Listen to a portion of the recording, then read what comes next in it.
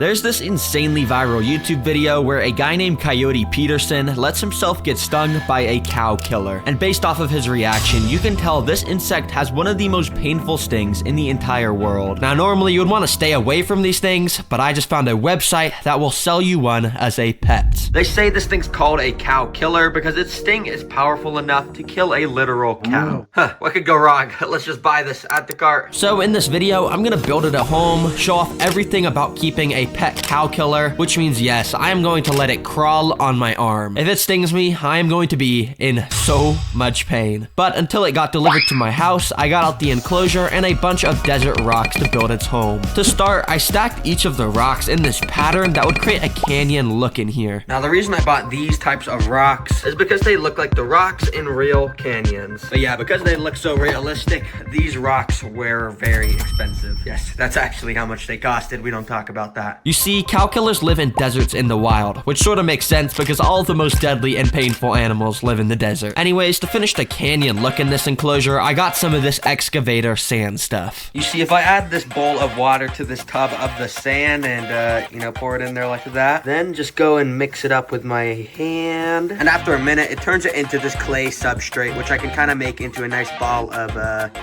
poop. Yes, it's kind of nasty. But basically, using this clay, I'm gonna go and stick it in between each of these rocks to kind of glue them together, and we're gonna have a nice completed canyon look in here. Anyways, after putting that all over the rocks and letting it dry, it ended up looking pretty good. But the next step to finishing this desert is, of course, to put some sand in here. Because, deserts, they have to have sand. But before putting the sand in, first I've got these big bags of black rocks. And apparently if I scatter this around the floor before putting the sand in, it should help absorb any extra moisture, and that'll prevent any mold from growing in this desert. Next up, I got out another container and filled it with some sand and some of this soil to make the desert substrate. Basically, the reason why I'm using this as the substrate is because when I put the plants and cactuses inside, this soil is going to provide a lot of nutrients, so they're able to grow nice and tall, and we get a fully fledged desert in here. So I went and poured that on top of all of the carbon and pushed it up against the rocks to make the desert floor. But as you can see, this doesn't really look like a desert because of how much dirt I added to that substrate, so I quickly poured a thin layer of just normal sand on top so it would look like a desert once again. Alright, this is already starting to look like a good cow killer enclosure, but to make it even better, it's time to add in some plants and decorations. First, for the decorations, and that basically just means wood and rocks, because that's pretty much all deserts have, to be honest. They're pretty boring. First of all, I put some of this spider wood around the tank randomly and even used some of it to make little bridges across the canyons that the cow killer would be able to walk on. Then I got some of these longer sticks and put them on the side of the canyon to make it look like there were roots growing from it or something. Yeah, pretty cool. But I did end up getting two cool decorations, which are right here. The first of which is these little logs, which are called choya wood. And the reason these are a cool decoration is because choya,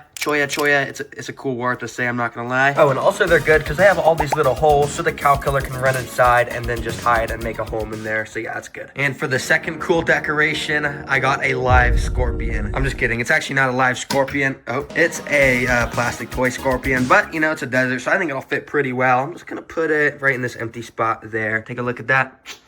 Looks pretty deserty. Now for the plants. And as you know, not many things can live in the deserts since it's so dry. So our only options are succulents and cacti, which of course are able to absorb tons of water. But I don't have any of those types of plants, so I gotta go to the store. I ended up finding this little collection of plants. Dang, look at all these succulents. Wait, this is actually exactly what I need. Okay, let me just pick out a few of these. And of course, let's get some cactuses like down here, or cacti. I don't know how to say it plural. So I picked out a nice selection, and while I didn't get as good of a deal as that comment said, it still only costed like $20 for all these plants, which is pretty good. Anyways, to plant these desert plants, I shook off all the excess dirt and planted just the roots in the sand. And in no time, it was done. But the final step to finishing the cow killer's home is insects. And I've got two different species of insects I want to put in here. First of all, you already know I've got springtails, the extremely tiny white creepy bug things. And yeah, there's just like 1,000 of them in here. All these tiny little white things moving. Those are all springtails. But these are extra important in a desert enclosure like this because every now and then I'm gonna have to go and spray each of the plants down and water them, and the springtails will make sure to eat up any extra mold that grows because of all the moisture. So yeah, they're pretty useful. Let's just dump these guys in here.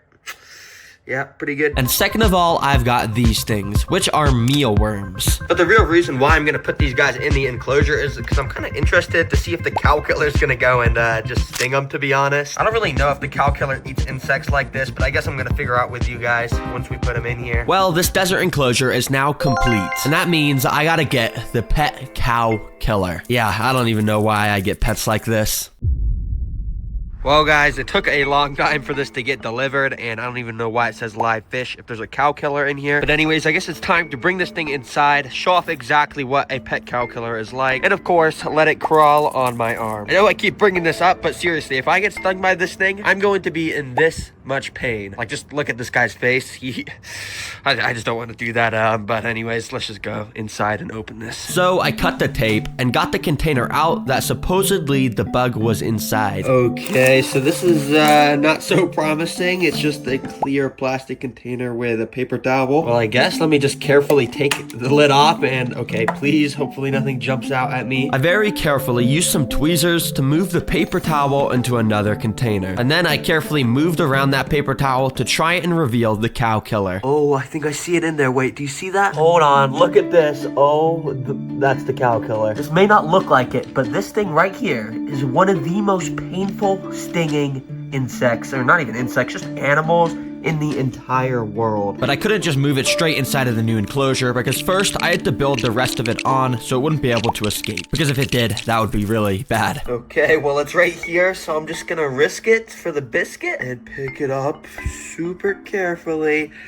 And drop it. Okay, you're in your new home. Enjoy it. Soon enough, the bug crawled out of its paper towel and started to explore around his new home. But considering the cow killer spent the last week in that shipping box, it's probably pretty hungry. So I wanted to get it fed right away. And one of the things it said it would eat is adult insects. And if you remember, I did put mealworms in here. Let me see if I can find one. Here we go. There's just a mealworm in the sand right there. But I just want to bring this right over to the cow killer and see if it reacts if I just drop it right next to it. Let's see what happens here. Now, right away, the cow killer noticed the mealworm and went straight up to it. But while it even started to crawl on top of the mealworm, it didn't really seem to care at all that it was there. In fact, it kind of just put its mouth on the sand where the insect jelly was just sitting to try and suck up any of the last sugar that was there. So yeah, I guess they don't really eat insects. I'm gonna feed them some of this insect jelly food, which I usually feed to my crickets. But basically, it should replicate the nectar that they find in flowers in the wild. So I opened up the pack of jelly and put it right in front of the cow killer. Within about a minute, it must have picked up the scent because it crawled right up to it and just stayed there looking like it was eating it. Yo, look at the cow killer. It just put its face straight up to the jelly and is just devouring it, I'm pretty sure. And yeah, he really just sat there for 20 whole minutes eating it, and I eventually just took the jelly away from him because I didn't want him to eat too much. Anyways, all right, it's the nighttime and I got my mom in here. Say hi. Hi. Now, the reason I got my mom in here is because I was gonna need her to film the cow killer when it walked on my arm. But first, I had to show her the bug. Can you just guess what's inside real quick based off the desert? Some sort of bug. Yeah, it is a bug. Actually, you can probably see it. It's in this little container right here. Basically, if I take this off, it's this little red creature bug thing, and it's called a cow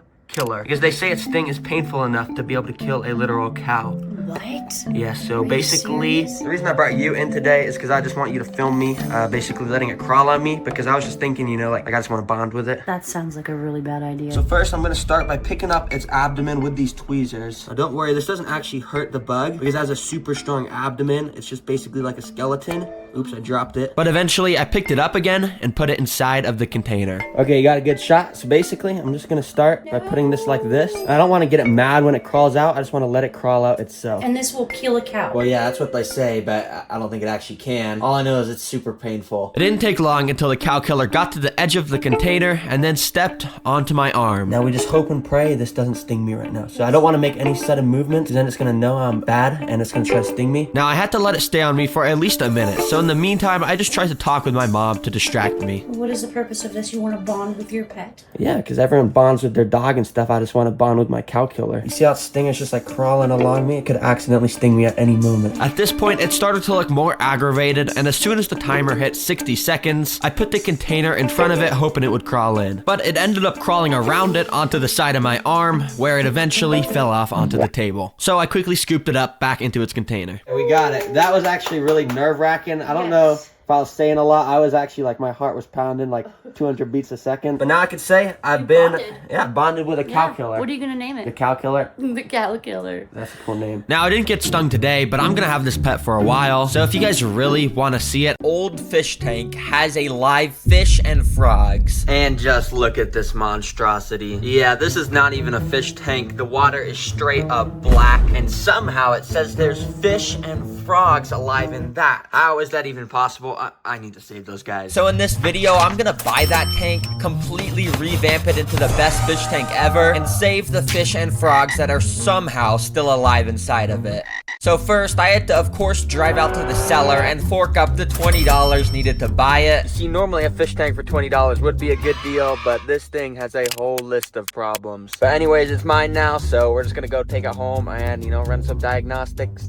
We're just gonna see if these fish are gonna be able to survive. Let's go. As soon as I got home, I got out some water testing strips. And after swishing them around, I figured out that there was a bunch of problems with the current water. I needed to get the fish and frogs out of there as soon as possible. So I quickly got a temporary tank, built it up, and added some healthy quick start bacteria to make it safe for the fish. And of course, I can't scoop the fish out of this straight up sewage water. Yeah, I can't even see through it. So I quickly set up a filter, and after a few hours, I was able to see through the water. All right, it's 100% clear now, and if there's fish in here, I'm gonna scoop it out with this net.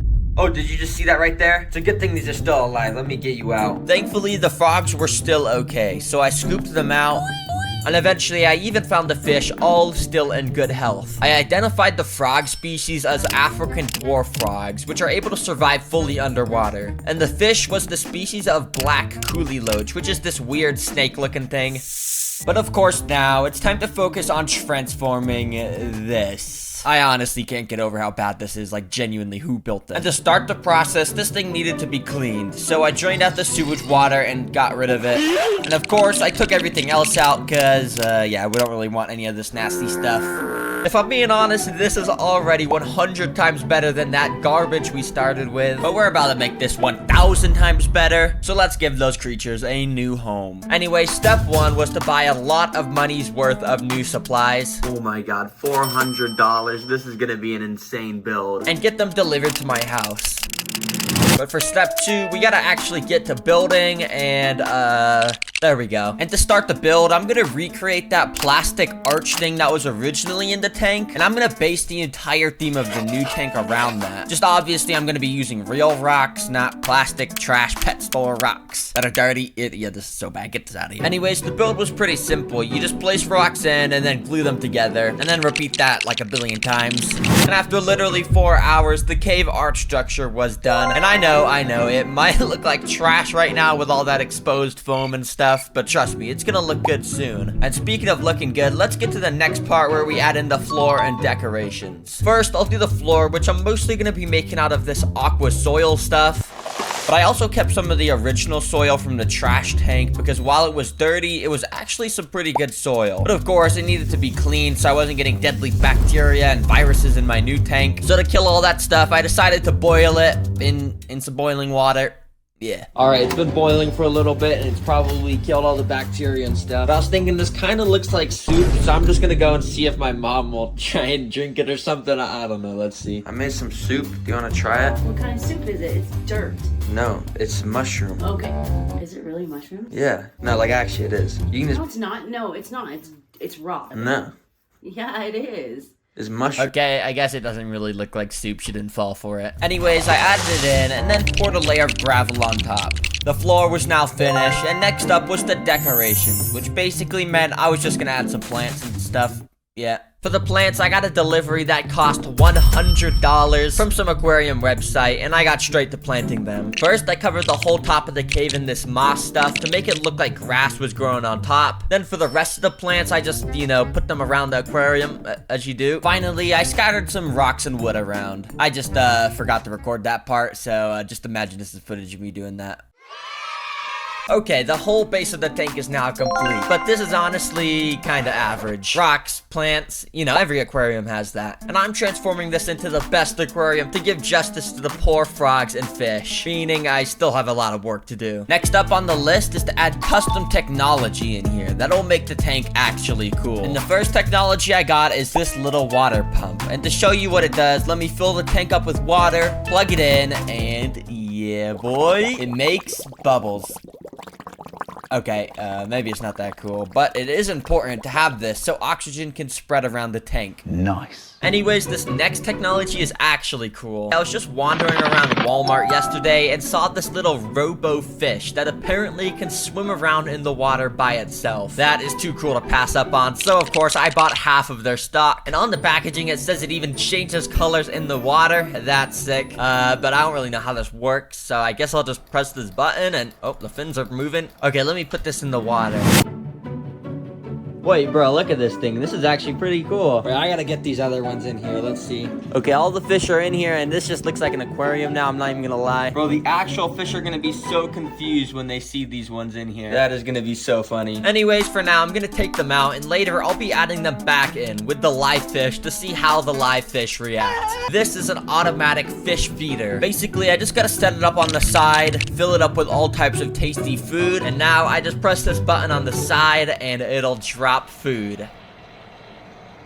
Yeah, that's pretty cool. Or I can set it to be automatic every 12 or 24 hours. But there's no fish in here, so let me just take this food out so it doesn't get moldy and stuff. Okay, now the final technology, and this, to be honest, isn't anything special. It's just a water filter and a water heater, which is just some basic necessities to make sure our fish and frogs are able to thrive. And speaking of those guys, it's almost time to see how they're gonna react to the new transformed tank. But before then, I'm gonna first add in some friends for them. And I've got a lot of stuff. The first species I added in was a bunch of ghost shrimp, which, you know, are shrimp. They clean up the tank and stuff. Thanks, guys. But actually, this is a pretty cool species because as you can see, they're kind of see-through. And because of that, you can literally see stuff inside of their body. Like this guy just ate some moss. And because of that, you can see some green inside of his body. Wow. The next species I added in was 2 new African dwarf frogs and 5 more coolie loaches. And yes, these are the same species of fish and frogs that were in the original tank. And that's because those species that we already have are all social animals, and it wasn't ideal to only have the 2 frogs and 1 fish that we started with. The final species I added in was some neon tetras, just because,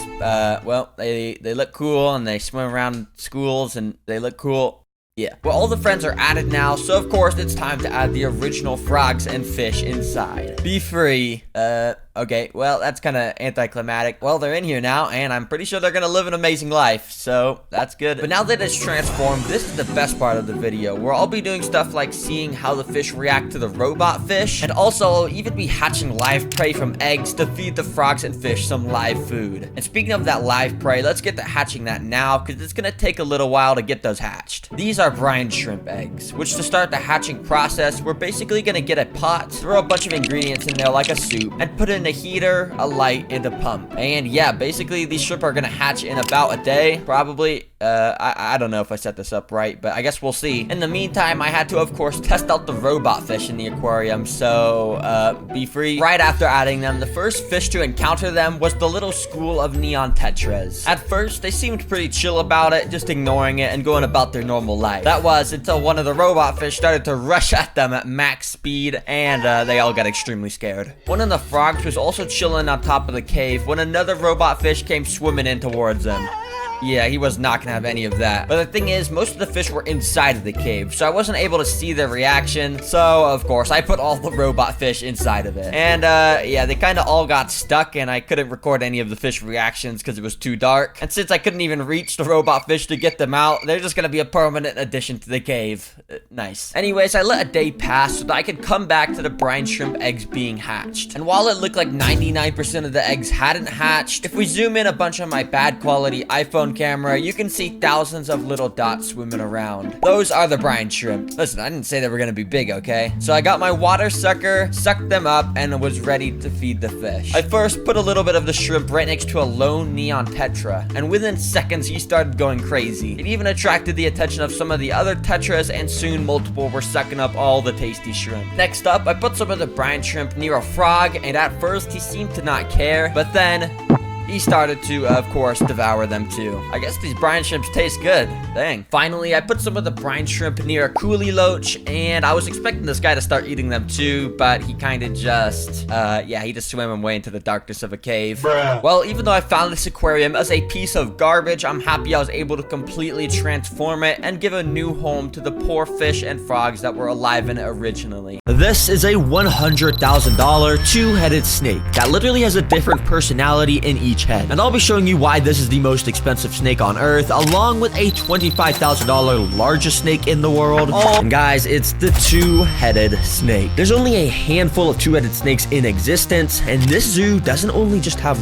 one or two. They have 3 two-headed snakes. So I waited here for her to bring out one for me to see. Wow, wait, so this is the two-headed snake you guys have, right? This is the two-headed snake. Oh my gosh. It's not gonna bite me, right? No, I don't. Oh! Yep, literally instantly, this snake tried to bite me, which is kind of a surprise because this specific snake actually knows me. About a year ago, I visited the guy who originally hatched this snake, and I made a whole video about it. But this zoo literally bought it from him, and a lot has changed about this snake, and I'm gonna show you guys some very interesting stuff. So the thing that's so interesting about these two-headed snakes is they have like 2 different personalities, is that right? Mm-hmm. They can, very much. There's usually a dominant and a non-dominant. And we can see how that was instantly demonstrated with this left dominant head literally just pulling the right head along as it just sat there. But super interestingly, sometimes the 2 heads will almost fight in which direction they want to go, which causes the two-head snake to just sit there motionless, not moving at all. And here is some footage I recorded last year of this two-headed snake eating some mice. As you can see, both the heads struck at the mice at the same time, but only the left head was actually able to grab onto his mouse. And as that left head started to swallow, all of a sudden the right head decided to just grab on too, so now they were both eating the same mouse. But this could actually be bad for two-headed snakes, so the owner separated the heads, and he gave a separate mouse to the right head so they could both eat in peace. Pretty cool. Anyways, as you can see, this two-headed snake is quite a bit smaller. We got a $25,000 largest snake in the world. You see, this species is called giant reticulated pythons, and they are absurdly big, and if you can't already tell, I probably don't have enough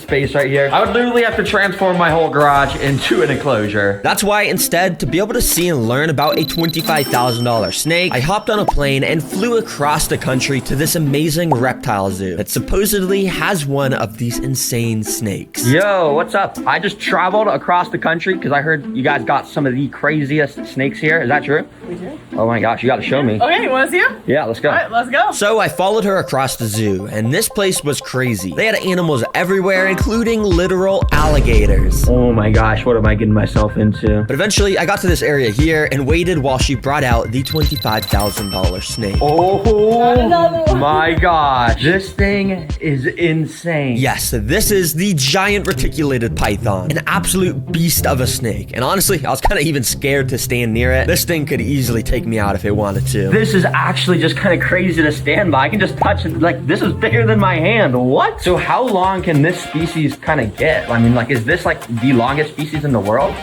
Yeah, so they in the wild have been measured up to 30 feet. Yep, imagine being outside and just seeing a snake over 30 feet long. I would instantly run away. But before we figure out the exact length of this specific snake, I wanted to try and hold it. But if you couldn't guess, it was insanely hard to do with just one hand because of this snake weighing a minimum of 150 pounds. But despite its massive size, you could tell the snake was being extremely friendly towards us and not biting us or anything. Very interesting. So how long does it take for one of these snakes to get this long? Like, It depends on how you feed them. But normally about 7 to 10 years, something like that. so wow, this thing is 10 years old, and how small do they start? I mean, do you have like an egg or something? Like we can show how it hatched? I actually do. Do you want to see it? Yeah, let's go Okay, see let's that. go see it. So she brought me over here where they have tons of these trays full of eggs. Yeah, they keep them in these containers to make sure they have the perfect level of heat to hatch. Yeah, she showed me what one of them looked like, and it's just insane how a snake can hatch out of something like this, then eventually one day be this big. That's a massive size increase. So yeah, what do they eat to get this big? Well, I don't know if you're gonna want to hear it. They eat about a 10-pound rabbit. So they just eat giant rabbits. Like, how big would it be? Like, can you show with your hands?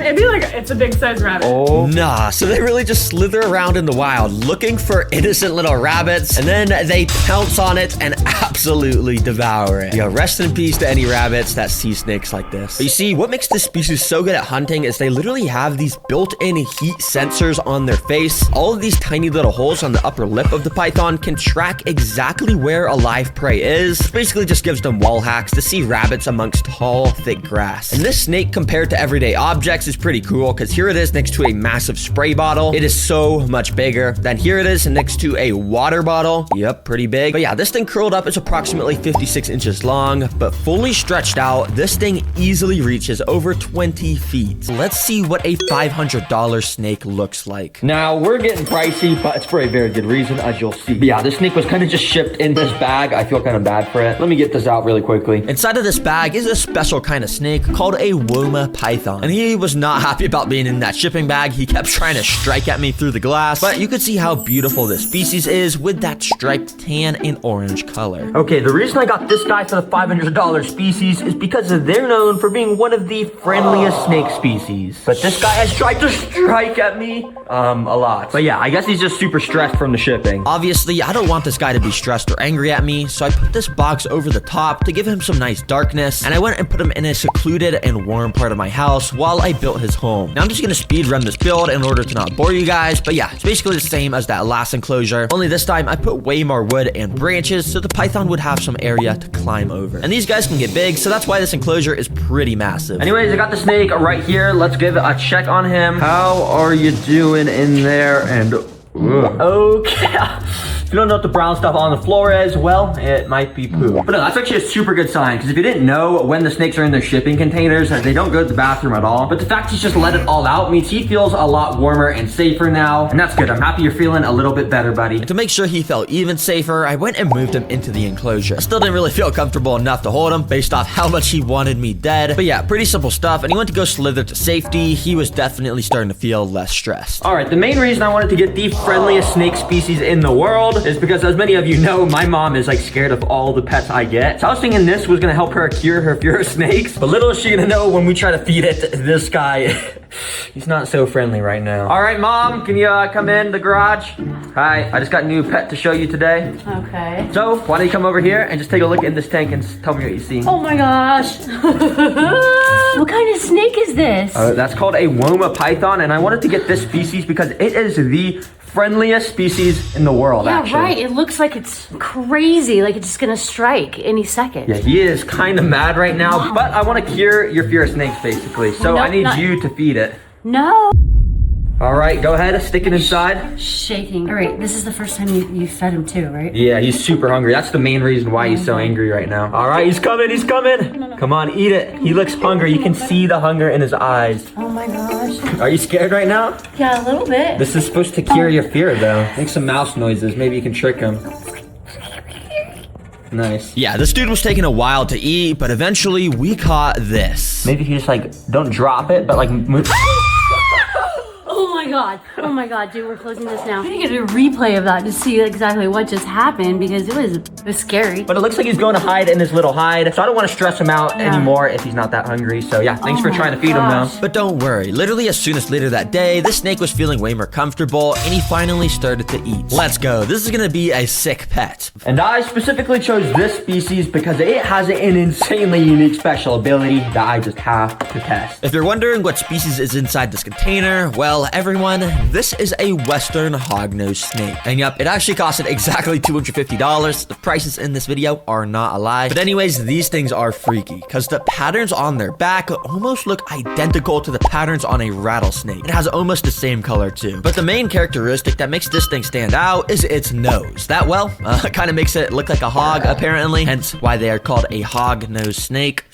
pretty creative. Now anyways, this thing is actually a real snake, unlike the $1 one, but that means we gotta build it another enclosure. Oh yeah, that's pretty cool transition. But anyways, this will let us show off its special ability. Now for the floor, we want to use a material called snake aspen, which is perfect for our $250 snake because it's super easy to dig and burrow through, which yeah, in the wild, these guys apparently like to do to stay protected from the intense desert heat. Then we want to add tons of decorations like this snake hide so the snake can slither inside. And yeah, even though this enclosure looks pretty barren and empty, that's exactly what the snake species prefers, so it can slither around a ton. So yeah, basically the reason I wanted to get this species is because they're the drama queens of the snake world. They basically put on this crazy show to scare off any predator that gets near them. But yeah, this guy was just non-stop hissing at me if you listen closely. So I decided to pick him up with tweezers and moved him to the new enclosure. Okay, there we go. Jeez Louise, you are a feisty fella, Mr. Snake. But the thing is, I didn't even get to show off its coolest special ability yet. Let me try and do that. Unfortunately though, before I could show you that, the snake decided it was time to go for a little burrow. Yep, like I said earlier, this is something they do to hide from the intense desert heat. This is not their main ability though, but it's just kind of cool to see that they can do this like our first one. And yes, I actually do have a heat lamp that will recreate the desert heat. I just don't have it set up right now because it makes it easier to film without the roof on. Anyways, I dug up the snake so I could show you guys its special ability. First of all, why don't you take a look at his head? If you look very closely, this snake's head has actually gotten like 2 times as big as it was before. They're actually able to puff out their cheeks when a potential predator is nearby to mimic a rattlesnake's head shape. It's also sort of similar to how cobras make their neck come out to look bigger. But the main thing the snake does to not get eaten is it actually plays dead. So while the snake slithered to darkness so he would feel safe, take a look at this footage of when this guy went up to a wild western hognose snake and he started to put his hands near it. Almost instantly, the snake decided to play dead, so it flipped on its back and started to give the funniest performance I've ever seen.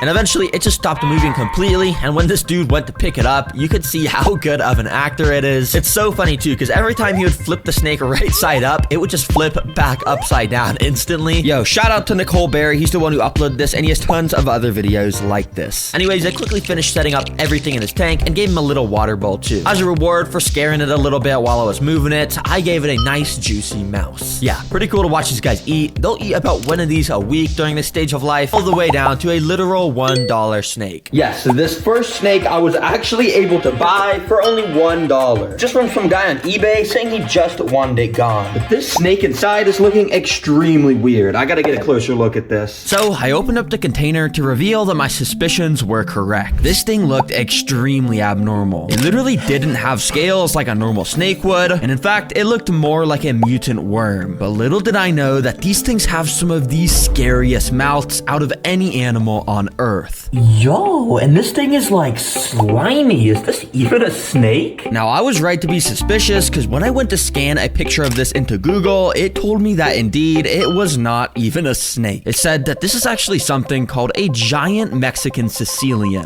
Yo, and it's saying this thing has some of the craziest hunting abilities. Oh my gosh, I just got to test this. In order to see its special abilities, I quickly built this dude up a home. Google told me to use a bunch of moist dirt to make a deep floor area so the worm snake thing can dig around. Then I put some natural decorations around, and finally, these Sicilian creatures sometimes can be fully aquatic in the wild, but in captivity, all we need is this nice little water dish to fill its water needs. Well, boy, let me get you in. Now, apparently, these things do have poisonous skin, which is why I'm using a snake hook, and well, now he's in there, let's see his special abilities he has. Now, these guys' first special ability is, well, they love to dig in dirt, like I was saying earlier. You can see how quickly he just completely disappeared from sight, and well, while this guy settles into his new home, I just had to find some videos of this species hunting. And in this amazing video by Willipede, we could see how this Sicilian just slowly inches up to a mealworm, acting all innocent and stuff, but the second he gets within striking distance, it pounces onto the worm and instantly starts to drag it underground, where we can then see it finish off the mealworm down there. But the thing is, this Sicilian hunting is not even nearly the coolest thing in this video. This is the world's largest beetle,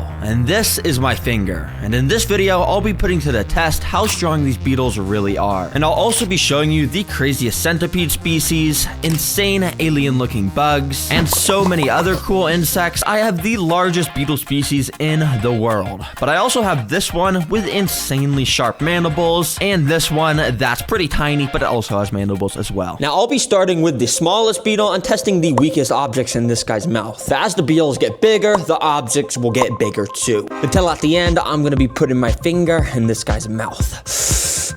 Thankfully though, I get to start with this little guy. It's a lot nicer. This is called a rainbow stag beetle. And while it's the smallest beetle I have, it's still pretty insane looking, because if you look very closely, it actually is a shiny purple color. There's not that many animals that have a purple color like this, so yeah, it's pretty cool. And I already built this guy a little enclosure, so I put him inside. Even though this place is pretty small, that's exactly how they like it, because they kind of just chill around all day and don't really move much. Now, the first object I'm going to test with this guy is a little pack of jelly. Technically, this won't test their strength, but I just want to show you how they eat, because it's actually pretty interesting. Now, beetles like this are cool, because while they got their mandibles here, this is actually not their mouth. Their mouth is actually under the mandibles, or right here. So yeah, that's where they eat. The reason they have mandibles is so in the wild, the males can fight each other, and whoever wins the fight gets to go home with the female beetle. It's pretty interesting. But anyways, I went and put the jelly right in front of this guy. And these guys love sweet stuff like jelly or fruit. And in fact, I think this jelly is banana flavored, which is one of the beetle's favorite foods. So I thought this dude was just gonna start devouring it up right away. But in fact, he seemed kind of defensive and actually started attacking it with his mandibles. But after I really kind of started to shove it in his face, I think he got a little taste of it, and then he seemed very happy because he actually started to then eat it. And it's actually very cool to see how their mouth works. Yeah, he really just sucked all the juiciness out of this thing. So let's close this for now, and let's actually go and get out our second beetle, which is this guy. And he has way bigger mandibles. This is called a giraffe stag beetle. So yeah, this is also a stag beetle like the one before, but a slightly different version with these way larger mandibles that, if you actually look at them, are also way sharper. And yeah, they should be able to easily crush stuff way stronger than the previous beetle. And of course, I already got this dude's enclosure built, so I put him in as well. All right, now for the object for this guy to crush, I've got a little piece of cardboard. Oh, also, I'm gonna take the beetle out of the enclosure for this experiment. Let's go. So I didn't waste any time, and I just went and put this piece of cardboard in this dude's mandibles. And he sort of started to close his mandibles on it, but I'm not gonna lie, it was a kind of lackluster effort. I even tried putting it in at different angles to see if he could actually crush it, but yeah, he wasn't really doing a good job. So I decided to give him an easier object to crush, a paper towel. Surely he could at least make a hole through this with his insanely sharp mandibles. But yet again, even after putting it right at the super sharp part, yeah, it didn't really make much of an impact, to be honest. Bruh, nah, these beetles got the most intimidating mandibles. Oh, he just almost bit me. But bro, you can't even bite through cardboard or even a paper towel, bro. I mean, I'm not gonna lie. What are these mandibles for? You can't even bite through this stuff? No, I'm just kidding though. These are actually insane creatures. They're super cool. Let me get this guy back in his enclosure. Anyways, what I'm really excited about is testing this bad boy's bite. Well, I mean, I'm not actually that excited. I do gotta put my finger in here, but let's just do this. Yep, it's finally time for the craziest and also largest beetle in the world. A Hercules beetle. You guys have no idea how hard it was for me to get my hands on one of these. They were out of stock everywhere, and I had to message so many people, but I finally did. It was super expensive, but it's definitely worth it. Yeah, these guys live in the South American rainforests, and unlike other beetles in this video, they literally have fur on them. Yeah, that's how you know they're exotic. But that's not even mentioning they have these absolutely bonkers mandibles. Cause of what? The mandibles are basically like double the size of the body. And I got a pretty solid sized enclosure for this guy, but I'll once again be doing this test outside the tank since they're so massive. Now, before I put my finger in the mandibles, I first got something very close to a finger to find out the real damage I was about to face. Yeah, I got a carrot, cause you know, whenever I see videos of people like testing their fingers and stuff like car door windows or something, they always use a carrot first as like a good representation of what it's like before a finger. Bro, imagine he just chops clean through this carrot, and then I'm gonna have to put my finger in right after that. Jeez. Anyways, I went and put the carrot in the mandibles without wasting any time. And guys, to be honest, I was kind of expecting this to rip through the carrot because they just look vicious. But after moving the carrot over tons of different parts of the mandibles, the most the beetle did was give a very light pinch to the carrot. And yeah, all it took was a bit of wiggling to get the carrot out. Bruh, wait a second. I'm not even scared to do this anymore. Yo, that thing barely affected this carrot. I'm just gonna put my finger in right now. Hercules beetle, you don't even scare me. Let's do this. So without wasting time, I just put my finger in. Found the perfect position to get pinched in the best way, and then the beetle started to close his horn mandibles down a bit. But I'm gonna be completely honest, this basically felt like nothing. I mean, yeah, it's a little bit of a pinch, I think there is. And it's extremely cool. I'll show you why. Yeah, you heard that right. A mutant creature. And the reason I say that is because look at this thing. It straight up has the body and claws of a scorpion, a tail that looks like a rat tail, and these weird antenna things that lobsters have. Yeah, this thing is weird. But probably the weirdest thing about this creature is in its name, because it's called a vinegaroon, and if you separate the words in there, there's vinegar and oon. Now, I don't know what the oon part of its name means, to be honest, but the reason it has a vinegar in its name is because this creature has the ability, when threatened, to arch its back up and shoot a special acid type of vinegar out of it to spray all over the threat, potentially blinding them so the vinegaroon can get away. And yeah, it's pretty crazy. And I'll be showing you guys exactly what that looks like. Let's get him in his enclosure so we can show it off. This one should work pretty well. Now, the build is pretty simple for these guys, and thankfully I can use cocoa fiber again. Phew. But yeah, I filled about 1/3 of the way up with dirt, and then I scattered some pieces of wood and bark around. This time I wanted to add some greenery, so I tore up bits of this moss and spread that around. I love this stuff because while it might look pretty dry right now, all it needs is a nice little spray to come back to life. And yeah, this stuff will just grow super fast over time as long as I keep this enclosure nice and moist. Anyways, Mr. Vinegaroon, this is your new home. Hopefully you like it. Let me just gently release you. Go on, can you walk out? Ooh. Sorry. And yeah, immediately after putting this dude inside, he ran straight up to the glass to get a nice little drink of water off the droplets sitting there. It was pretty cool to see him using his claws to shovel the drops of water into his mouth. So yeah, dang, I guess he was pretty thirsty. Oh yeah, bro, I almost forgot. Let me get a water dish in there. Dude, that guy was thirsty. He instantly went and tried to get some water, so I'm just gonna go put that one nice in the corner. So yeah, I filled that up with a bit of water. With creatures like vinegaroons, you want to make sure their water dishes are very shallow, because they're not super smart. If their water dish was too deep, they might fall in and drown. So yeah. But anyways, my guy was having a lot of fun exploring around his new enclosure. All right, now I want to check out if this guy's gonna try and eat. Maybe he'll even shoot his acid, I don't know, but they are nocturnal, so yeah, I mean, he might not even eat at all. But you already know, I got a little cricket. Crickets love me, obviously. Let's drop this guy in.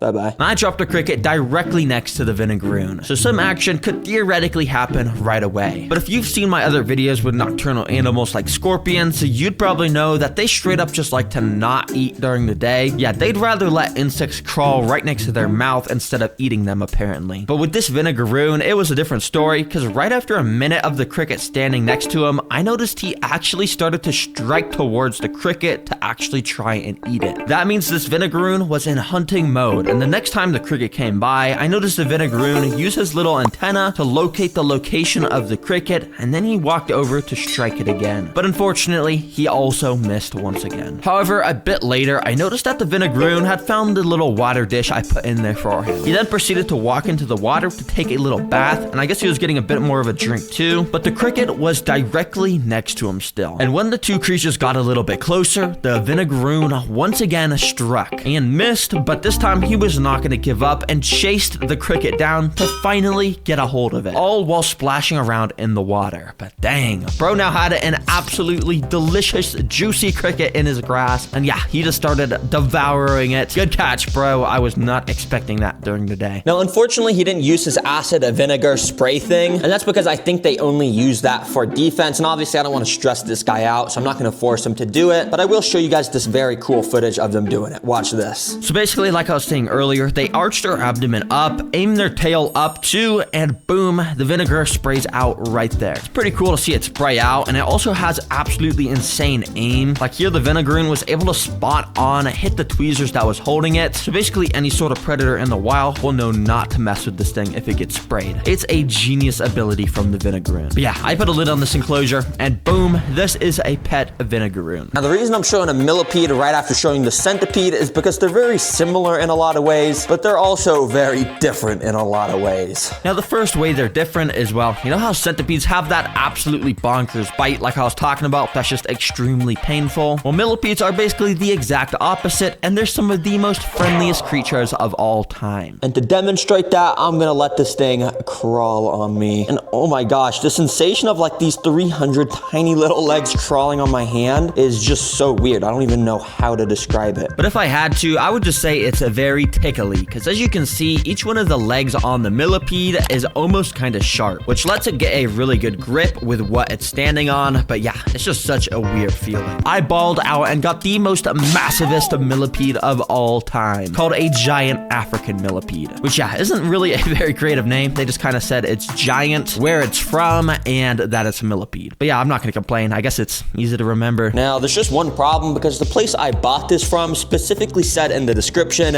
do not use cocoa fiber. Now, if you didn't know, cocoa fiber is basically like the holy grail of dirt for terrarium builders. It's just like a special kind of dirt that holds humidity very well, I guess. But yeah, it's like unheard of to not use this in a build. Like I've literally never made a build without this. Like what the heck, bro? So since cocoa fiber was all I had, I drove to the greatest store of all time behind Walmart, Petco, of course. And there I got the special kind of dirt that is not cocoa fiber, but I also got some of this mulch stuff, which is like wood chips, and a bit of moss. But for the secret ingredient for the millipede tank, it's this thing, which I'll show you very soon. So when I got back home, I started mixing together all my new dirt materials. All these materials I chose are specifically designed to hold just as much moisture as the cocoa fiber, if not more, which as you can see, makes this super duper moisty. All right, it's perfect that it's now super wet, because if it was too dry, the millipede would not survive very long. They dry out super easily. So yeah, I'll have to spray this thing a lot to make sure it's always nice and moist. But since we have to keep this so wet, mold might actually grow on the sides of the enclosure. That's where my secret ingredient comes in. I got springtails. Now, if you've seen my other videos, you probably don't think it's that cool, but bruh, I mean, I still think they're cool, okay? Be free, boys. Yeah, springtails are just these super tiny white bugs that will go around and clean up mold if it grows. So yeah, they're perfect. Finally, I just put in some tiny bits of cork bark around to decorate the place and add some cover. There we go. This is a fantastical millipede enclosure. Let's go ahead and get this guy inside. Be free, boy. I hope you like your new home. Spent a long time on it. Well, I only spent like 10 minutes on it, but yeah, I hope you like it. Anyways, after he felt comfortable enough, he uncurled up from his ball and got to exploring around his enclosure. Now, there's not really much to talk about with these guys, unfortunately, because they kind of just walk around and don't do much else. The main thing that makes them cool, and also similar to centipedes, is the crazy amount of legs they have. And the average millipede has a way more legs than a centipede, as you can see.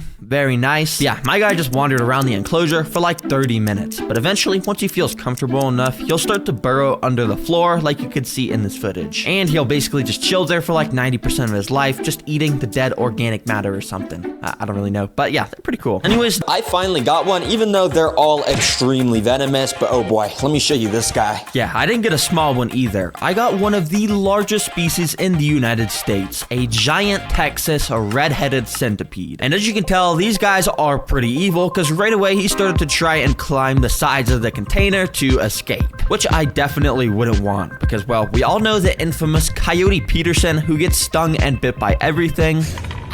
Well, he got bit by a very similar centipede to this, and yeah, based off his reaction, you could probably tell it's something I want to try and avoid, probably.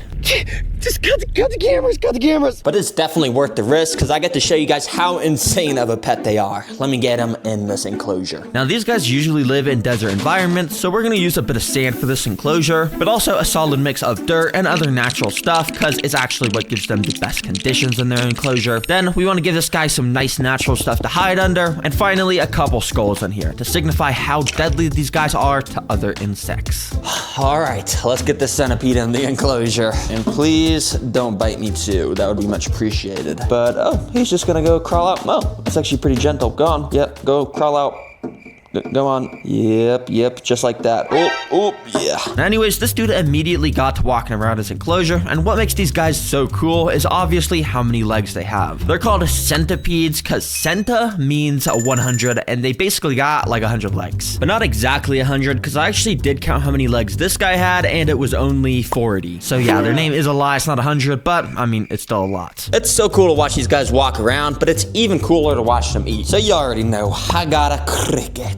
And let's not waste any time. Let's drop this thing in here. And oh, things immediately were interesting, because I dropped the cricket directly next to the centipede's face, but thankfully for the cricket, the centipede was distracted, and so the cricket walked straight past his face and kind of just walked onto his body. And then he kind of just started to ride it like a train. Dang, bro, you gotta be careful, because this train is, well, it's definitely about to eat you, bro. I'm just gonna be honest. And I was correct, because only 30 seconds later, the centipede once again came across the cricket, and this time, the centipede definitely saw him. And so, the centipede started to follow in the direction the cricket ran. And so, I also followed the centipede with my camera, and that's when I saw the two met again. And this time, the centipede made his attack. The cricket tried to escape through the logs, but as I looked around the corner, it's pretty clear the cricket wasn't able to escape, because he was now in the grasp of this insane apex predator of the desert and was getting munched up. Good job, centipede. Even though you are a little bit creepy, it's actually super cool to watch you hunt. Okay, assassin bugs, and if that sounds deadly, it's because they kinda are, but they also are kinda cool. Let me show you why. So I let these assassin bugs loose into a little enclosure I built for them, and now you can get a clear look at them. What makes these creatures so cool is if you look here, they have this super weird sharp mouthpiece. This is called a rostrum, and using it, they can pierce into their prey, inject a special kind of digestive enzyme venom into the prey, then using the rostrum, they slurp the insides of the prey up like a smoothie. It's insane stuff. And as you can see, I have multiple of these guys because I got a special kind of species that are able to live and hunt together. You probably see why they're called assassin bugs now. So let's feed them a cricket and document their hunting. Now I knew this wasn't gonna last long because assassin bugs are some of the best hunters out there. And I was right, because immediately this unlucky cricket happened to climb up the very piece of bark that all the assassin bugs were hiding under. And one of them was on the lookout and instantly spotted the cricket. Now it was time to hunt. Like real assassins who move super stealthily, assassin bugs do the same exact thing. And this guy extremely slowly inched towards his target, and as the gap slowly closed, the assassin waited for the perfect opportunity to pounce onto the cricket, who was now in the grasp of the assassin bug. Right away, you can see the rostrum pierce into the cricket, and yeah, the inside of this cricket is now being turned into a juicy smoothie for this assassin bug to slurp up. Yep. Sounds yummy. All right, let me get this lid on. I don't want these guys biting me in my sleep. Most people are extremely scared of spiders, with my mom being one of them. Hey mom, look at this. Go away, go away, go away. I don't want this, please. But spiders are actually some of the coolest animals in the world. So to cure my mom's fear of spiders, I'm gonna buy the coolest spider species in the world, which is called a Goliath bird-eating tarantula. Supposedly, this spider will be able to grow up to a foot long, shoot poisonous hairs out of its back, and yes, literally eat birds. Yeah, my mom's gonna love it. Anyways, the first step to keeping one of these as a pet is to buy it. And since Goliath bird-eating tarantulas are so exotic, the only place I can get one is online for $100. Alright, I guess let me just buy this thing, add to cart, check out, and there we go. It says it's gonna be here in 7 days. So to prepare for when it arrived, I went out and bought an enclosure and $400 worth of supplies that would let me build a tarantula dream home that would have everything it could possibly want. Then when finished, I'll be showing the tarantula to my mom. Get this trash out of here. I'm gonna make this thing actually look good, and to do so, I have some spray foam, which I gotta shake up and spray all along the back of the glass. But I'm trying to make this backdrop look like an actual forest, and this obviously doesn't look like a forest. So I quickly covered most of it with some pieces of wood before it dried, and then I hit the rest of the foam with some dirt. But that's only the first step. I've still got tons more stuff planned for this tarantula, like building a custom burrow for it with literal furniture inside. Yes, I am going all out. But before I'm able to do that, I need to first create the floor, which I'll start by using these leca balls. Oh, they're falling out. Which will be used to create the drainage layer. And by putting this layer of weed barrier on top, it will allow water to pass through, but not stuff like dirt, which will help prevent mold outbreaks. Now, obviously, to finish the floor, I've got to add dirt on top of the drainage layer, which for some reason, the dirt I bought is compressed into this brick. I don't know who made the dirt into a brick. That's kind of dumb. Anyways, to expand it, I just have to add water, do some mixing, and it ends up looking like dirt, as you'd expect. But to make the dirt even more natural looking, I mixed in some moss, bark, leaves, and potting soil mix, which ended up looking pretty nice. The floor is now done, and you might still be thinking this enclosure is overall pretty ugly, and I'd probably have to agree with you on that, but of course I'm not done yet. And I've still got some crazy stuff planned to prove to my mom that spiders are cool. But before I can do any of that, let's make this enclosure actually look nice with plants and decorations. To start off, let me drive off to the plant store, also known as Walmart, and pick out some pretty plants. They've all been acquired, but now I've got to get some moss. Now, unfortunately, the only type of moss stores near me sell is sphagnum moss, and this stuff is ugly. To make the enclosure actually look good, I need to get carpet moss, which can only be obtained by going outside. So, I gotta go outside. Yo, look at this. They got mossy cobblestone for Minecraft in real life. Okay, I don't really know how moss works. Can I just, like, grab it? Yeah, that kind of works. So I got out some bags and got to grabbing it and putting it in the bag. So now I had everything I needed, and I got straight to the decorating process. Decorating is a skill that must be acquired from years of experience and wisdom, which is why I am so good at it. After the plants, I scattered around some wood, which I bought from Amazon, and finally I put this super cool looking skull in there, because, you know, tarantulas, they're deadly, and skulls, I don't know, it looks cool. Oh my god, look at this terrarium right now. This is absolutely beautiful. I mean, it's kind of beautiful. It's pretty good. Now, I could just leave it at this and add the bird-eating tarantula right now. But if I really want to prove to my mom that spiders are cool, I'm gonna have to create even more stuff in this enclosure to impress her and, of course, the tarantula too. So, like I said earlier in the video, I'm gonna create a luxurious burrow for the tarantula to sleep in. So, for the base of it, I dug out a nice big area right next to the glass, and I put a little cork bark log on top to make it nice and dark inside. But, of course, this is just a normal burrow, and I'm gonna make this thing luxurious. So to do so, I'm gonna add some decorations inside, like a picture on the wall and a rug on the floor. Firstly, I'll do the picture frame, which I designed on my computer to be a nice, beautiful picture of a bird, which supposedly the Goliath bird-eating tarantula is gonna be able to eat, which later in this video, I'll be testing to see if that's actually possible. Anyways, to finish this picture, I drove to the store to print it out and did some arts and crafts to glue the picture onto the picture frame. Okay, you gotta admit, I am an artist. I drew this picture from scratch. That deserves, yeah, you see that, what that says? Yeah, you gotta do that. Just scroll down and do that right now. You just do it, please. Also, I don't know why my fingers are green, so don't ask. There we go, baby. We can check the picture frame off. Now let's finish this burrow with a rug. To create the rug, I was gonna originally just cut a piece of the living room rug off, but I realized if I did that, my mom might get mad. So instead, I got some leftover carpet moss and just slid that in there like that. Oh, dang. This moss actually looks super comfy. I bet the spider's gonna have a nice time sleeping on that fluffiness, comfiness moss. Yeah, that's pretty comfortable. Now for the final step of creating the tarantula's dream enclosure, we need to make it bioactive. And what that means is basically just add some tiny life into it to make it into a real ecosystem. So first, I got these silver... Wait, 1 second. Silver springtails, which are so tiny that I have to get a special zoom lens just to be able to barely see one of them. There's about 1,000 of those guys in all of these rocks, so I'm just gonna scatter them around the enclosure like this. These springtails apparently eat decaying matter and help with the natural decomposition process. Yeah, I don't really know what that means, and I don't really care about all that. I just think they look cool, so that's why I'm adding them. And speaking of cool looking stuff, check these guys out. These are Oreo isopods, which are basically just roly-polies, except they got the colors of Oreo cookies, so they're way cooler. Well, welcome to your new home, boys. If the tarantula gets hungry, he might just eat you guys. So, sorry about that. And okay, they're already escaping. Stupid bug. To finish off the process of making it bioactive, I gotta create the ability to simulate weather events. So I got a water misting machine and a fog machine to create rain and fog, obviously. Wow, very cool. And of course, I can create lightning by flipping my studio light on and off. This natural enclosure is completely finished and ready for the bird-eating tarantula to live in it. And after adding him into the enclosure, I'll be showing off his unique abilities and seeing if he can actually eat a bird, all in front of my mom, to see if I can convince her that spiders are actually cool. So yeah, the spider will be delivered later today.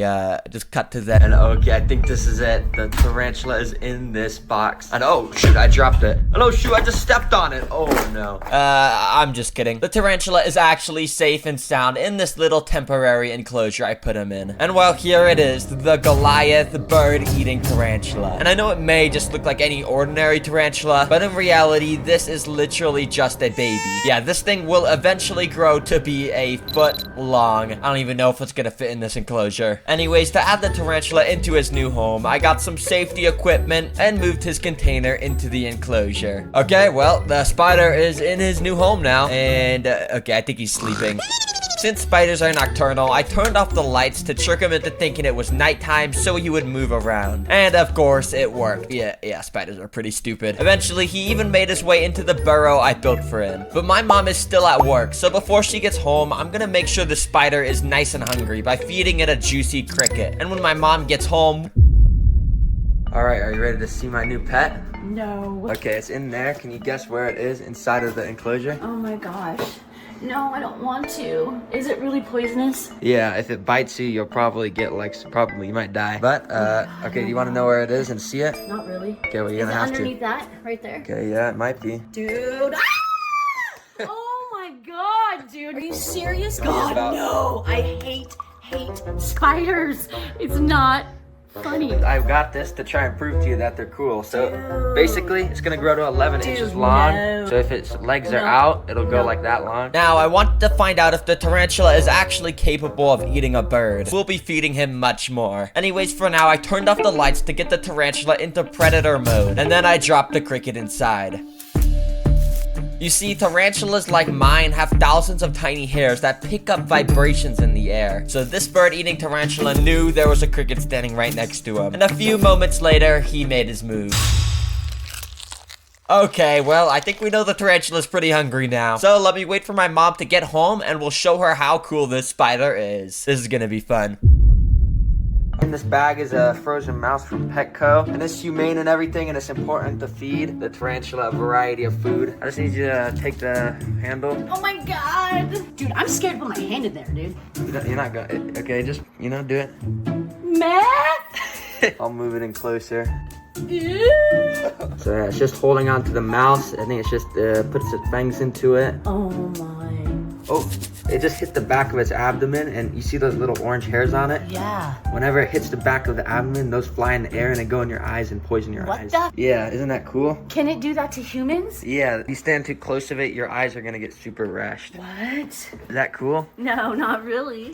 Can you just stick out your hand like this and then stick it inside and pick up the tarantula? Oh, no. It's fine, it doesn't even hurt if it bites. Sure. I just showed you everything it has to offer. Do you think this is cool? And did I change your mind about spiders? Absolutely not. I didn't change your mind about spiders? Nope, we gotta get rid of it. Okay, well, I guess in hindsight, maybe buying the biggest tarantula in the world wasn't a good idea to cure my mom's fear of spiders. Well, this tarantula will make a good addition to my pet collection, and since he doesn't have a name yet, whatever the most liked comment on this video is, will be what I name him. I'll literally name him anything, so go to the comments and like your favorite suggestion. I found this website that will sell me a pet leech. Dang, $20 for a pet leech. That's a bargain. I'm gonna buy 2 of these things. Let's just get this checked out. So in this video, I'm gonna build a home for them, show off everything about keeping a pet leech, and literally let them suck on my arm. Yes, I am not kidding. I'm gonna let them do that, and I might get some unknown deadly virus. This is easily gonna be my weirdest pet. Anyways, until the leeches got delivered, I got out a 20-gallon aquarium and a ton of rocks to get its enclosure built. Step 1 to make its home is to make a rock arch. To do that, I got out some water-safe spray foam and sprayed the entire left side of the enclosure, and then I covered it with some lava rocks. You see, leeches spend most of their time in the water, but they actually have the ability to crawl on land like a worm. And basically, by connecting all these rocks with foam, I was able to build an arch here that I could cover with dirt to make the land portion of this enclosure. On the land, I put some very simple decorations like a piece of wood, some carpet moss, and a small plant to complete it.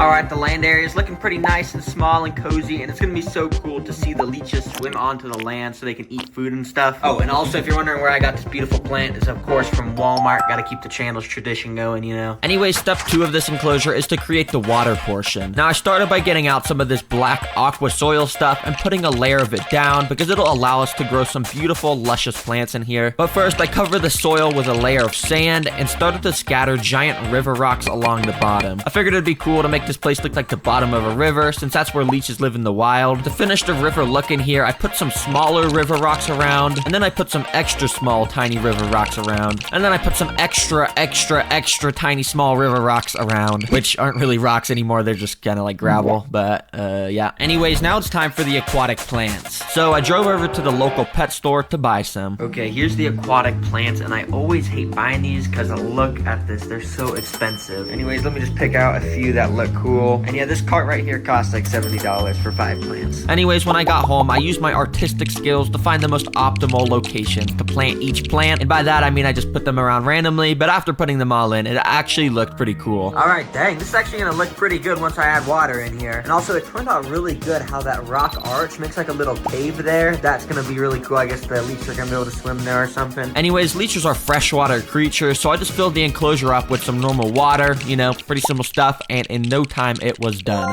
Alright, I'm liking the look of this a lot, but if you look at the dirt, it's absorbed the water and it's super moist and it kind of looks like mud right now. Now, because the humidity's so high right here, mold can actually grow, which is of course not good for the leeches. But don't worry, because I have the perfect solution right here. Inside of this container, I had some little insect creatures delivered to me for step number 3, the mold cleanup crew. These are springtails, which you may have seen before, but I have a cool idea for them this time. They're basically just super tiny white insects that I guess eat mold when it grows in here. And yeah, there's tons of these things in here, so I just dumped the whole container on the land. Alright, I think it'd be really cool to get a time lapse of these little guys eating, and since there's no mold in here right now, apparently their second favorite food is yeast, which is like a fungus or something, I don't really know. You use it to bake bread. But basically, I'm just gonna sprinkle a little bit right here, and we'll see what they do. I don't even know if this is gonna work. So I waited for the springtails to absolutely devour the yeast up, and they were all kind of gathering up around it, looking like they were probably eating it. And as you can see, this part of the yeast kind of changed. I don't know if that's just because it soaked up the water from the dirt or what. I guess I only record the springtails for like 30 minutes, so it's not a very eventful time lapse, but this is what it looked like at the end. Now for step number 4 of completing this enclosure, we gotta put some technology in here like always to make it super good. Now first of all, I got out this machine, which you may have seen in some of my previous videos. Basically, when I turn this little dial, out of the end of the tube, a bunch of fog comes out. So I set that up on the side of the glass and let it run for a minute. Dang, check this out. It completely transforms it from being kind of boring to like super spooky. And honestly, it's a little bit too much fog. Let me get some of this out of here. Okay, that's better. But you know, it's cool. Adds to the atmosphere. Leeches are pretty spooky. And you know, I'm going to be letting it stuck on my arm. It's not going to be fun. Anyways, for the second technology, well, this one's a little useless, but it's cool. Okay, so I was walking around Target earlier and saw these little robot turtle toys on sale for about like $8. And I think it'll just be funny to put these in the water with the leech, you know, once we add them in. But let's just test them out real quick to see what they look like. Okay, I got it. And I think you just like press these buttons and okay, its arms are moving. I guess let me just put it in the water. Let's see what this thing can do. And, oh, it's moving. And it's just swimming into the glass. Okay, I guess it's kind of cool. Okay, it's not that cool to be honest. Well, let me put it on land. Let's see if it can walk on land. And, yeah, okay, can't walk on land. Well, this enclosure is now 100% complete and ready for probably the weirdest pet I have ever got to be put inside, the leeches. So I guess just cut to when I get that package. Alright, supposedly in this box are the leeches. I just got them shipped. I still can't believe we're going to be keeping these as pets, and I'm literally going to be letting it suck on my arm. This is not going to be fun at all, but it's going to be pretty entertaining. But hey, let's just go get these guys in their enclosure. We don't want them in their, you know, shipping box anymore. Let's go. So I brought the box inside and opened it up. Oh, nah, bro. The leeches are inside this little foam box. I do not even want to open this up. Inside the box was a little plastic container with water and the leeches, which I moved into this bigger container of water. And well, here they are, my new pet. Aren't they so cute? Aww. Oh, are you seeing this? This is so disgusting. This guy's just climbing up the side of the enclosure. They're already trying to escape. But despite how nasty they were, I had to transport them to their new home, so I tried to scoop them out. Okay, I got one of them up against the wall in this little container, and I'm just gonna try and scoop it up. Oh, there we go. Oh, shoot, it's not going good. Oh, no, is this thing trying to escape right now? No, this is not the time. Can you please go back in the container? Oh my gosh, it's just on my table. But eventually I got it back in, and I was able to put both the leeches into their new home. And right after dropping them in, it didn't take long for the leeches to start swimming around and be super active. Basically, how leeches work is they mostly get around by swimming around just like this, like how a sea snake would. But on one end of their body, they actually have a little suction cup so that they can grab onto walls and rocks so they can stay still. And of course, on the other end of their body is the mouth that they use to, of course, grab onto animals with. Okay, as you guys know, these leeches get most of their food by sucking the blood out of other animals. Hi. I'm just bringing you in here because I want to show you my new pet. All right, so basically just look at its cage and I want you to guess what's in there. Oh my god. Do Dude. you see anything in there? Yeah, it's in the jar. Yeah, right there. Disgusting, in the dude. jar. I had to put it in a jar just because Is it a centipede? a centipede is I underwater. don't know. That's a leech. No, dude. A pet Dude, leech. no. Isn't a pet leech cool? No. Is it the sucking of the blood leech? Yeah, sucks your blood. But you know, we gotta feed it. Oh, right. I see where you're gonna go with this not happening. Yeah, don't worry, we're definitely not gonna be feeding it anyone's blood. But I wanna show you this thing you see on top. You can put fog inside. That's neat. But I don't only have fog, we also got some turtles. Some little turtles. Yeah, they just kind of move around. They're kind of cool. Why is it in a jar like that, though? Oh, you're wondering why it's in a jar? So basically, it's in a jar because I need to do something with it, and I need you to record me do something with it. Oh my gosh, okay. So basically what I'm gonna do is I'm gonna pick the leech up and I'm just gonna take all the water out and then I'm just gonna put this upside down right here. And basically I need you to take my phone and record me sucking the blood out of my arm. No, you're not gonna do that. Is I have no, to do we're it. not, dude. Why do you have to do that? Because I said I would do it at the start of the video. Oh, right. I'm just gonna take the jar and put it here. Oh my gosh, So it does no. something. Why are we doing this? Don't worry. No, dude. So this might take like a couple minutes. I don't For know. it to even get out of there? Yeah, you see how the suction cup is on the jar? Yeah. Here, maybe I can like it. Okay, it could happen right now. It could happen right now. No, no, no, no, no, no, no, no, no, no, no, no, no, no. No! Okay, it's biting me. Joe, why are we doing this again? Go back a little bit. Oh my gosh, oh my gosh, oh my gosh. Okay, it's biting me right now and it's sucking my blood. I feel the blood coming out of my arm. Oh my god, Okay. no. Ew. It Is feels it? so weird. Does it? So basically, it's injecting like a chemical in my blood right now to make it run faster so it can suck more blood out. Oh! Oh my god, are you serious? Is this, can it really harm you? Well, Does no, this do hopefully anything not. to you? So I don't know how to get this off actually. No, I'm flicking it off. No, Debbie. so you can't flick it off. Okay, so the teeth are like going harder into my body. So some people feed these for like 3 hours at a time, but yeah, I'm not doing all that. Oh my gosh, they actually let them feed your blood for 3 hours. Yeah, you just kind of want to like trick its teeth into like scaring it, you know, so it will unbite it. All right, and just like that. Get off, get off, get off, get off, Oh get my off. god, get up. Ah, bit me again. There we go, just like that. It's all fine and dandy. So that's my new pet. What? No, dude, let's just throw it in the toilet. Okay, we're not gonna do that. Don't worry because we got princess band-aids right here to heal the wound. gosh. And we got some cream or something I guess you gotta put on it. Neosporin, yeah. Okay, so first we just gotta get the cream, put some on there like that. Maybe that's a little too much. And then we have our princess band-aid. So we just take that out. Oh, I don't know who that is, but it's a very pretty princess. And boom, just like that, we just fed our pet leech. Oh my goodness. Yeah, there, you wanna try? Nope, Your turn. absolutely not. No, or just throw it in the toilet. And apparently Google says one of the best things to feed them is raw liver from the grocery store. And I don't really have any of that, so I guess let me just go get it. So I drove over to Walmart and found some of that raw beef liver that supposedly the leeches will eat. Dang, check this stuff out. It's only $2.44 per packet of it. That's why we shop at Walmart, everybody. And it does look pretty nasty, but I'm pretty sure the leeches are gonna eat this. I don't know, let's just go home and figure out. So when I got home, I opened the packet up and got a little raw piece piece of liver out. Alright, well, we got the beef liver right here. It's kind of nasty, I'm not gonna lie. Slimy and everything. And hey, the leech are out and about right now, so I think I'm just gonna drop it in right there. Hopefully it doesn't make the water dirty or anything. I let the meat sit there for about 15 minutes, but the leeches didn't end up finding it. So instead, I just picked it up and brought it right over to one of them. Immediately, that first one picked up the scent or something and latched onto it. So while that leech rode the piece of meat, I brought it over to the second one, and that guy immediately latched onto it too. And yeah, I just let them go crazy on it, eating it up for a little bit. Oh my gosh, these leeches are absolutely devouring this piece of meat. I gotta make sure they don't get filled up on this meat, because I still gotta eat meat.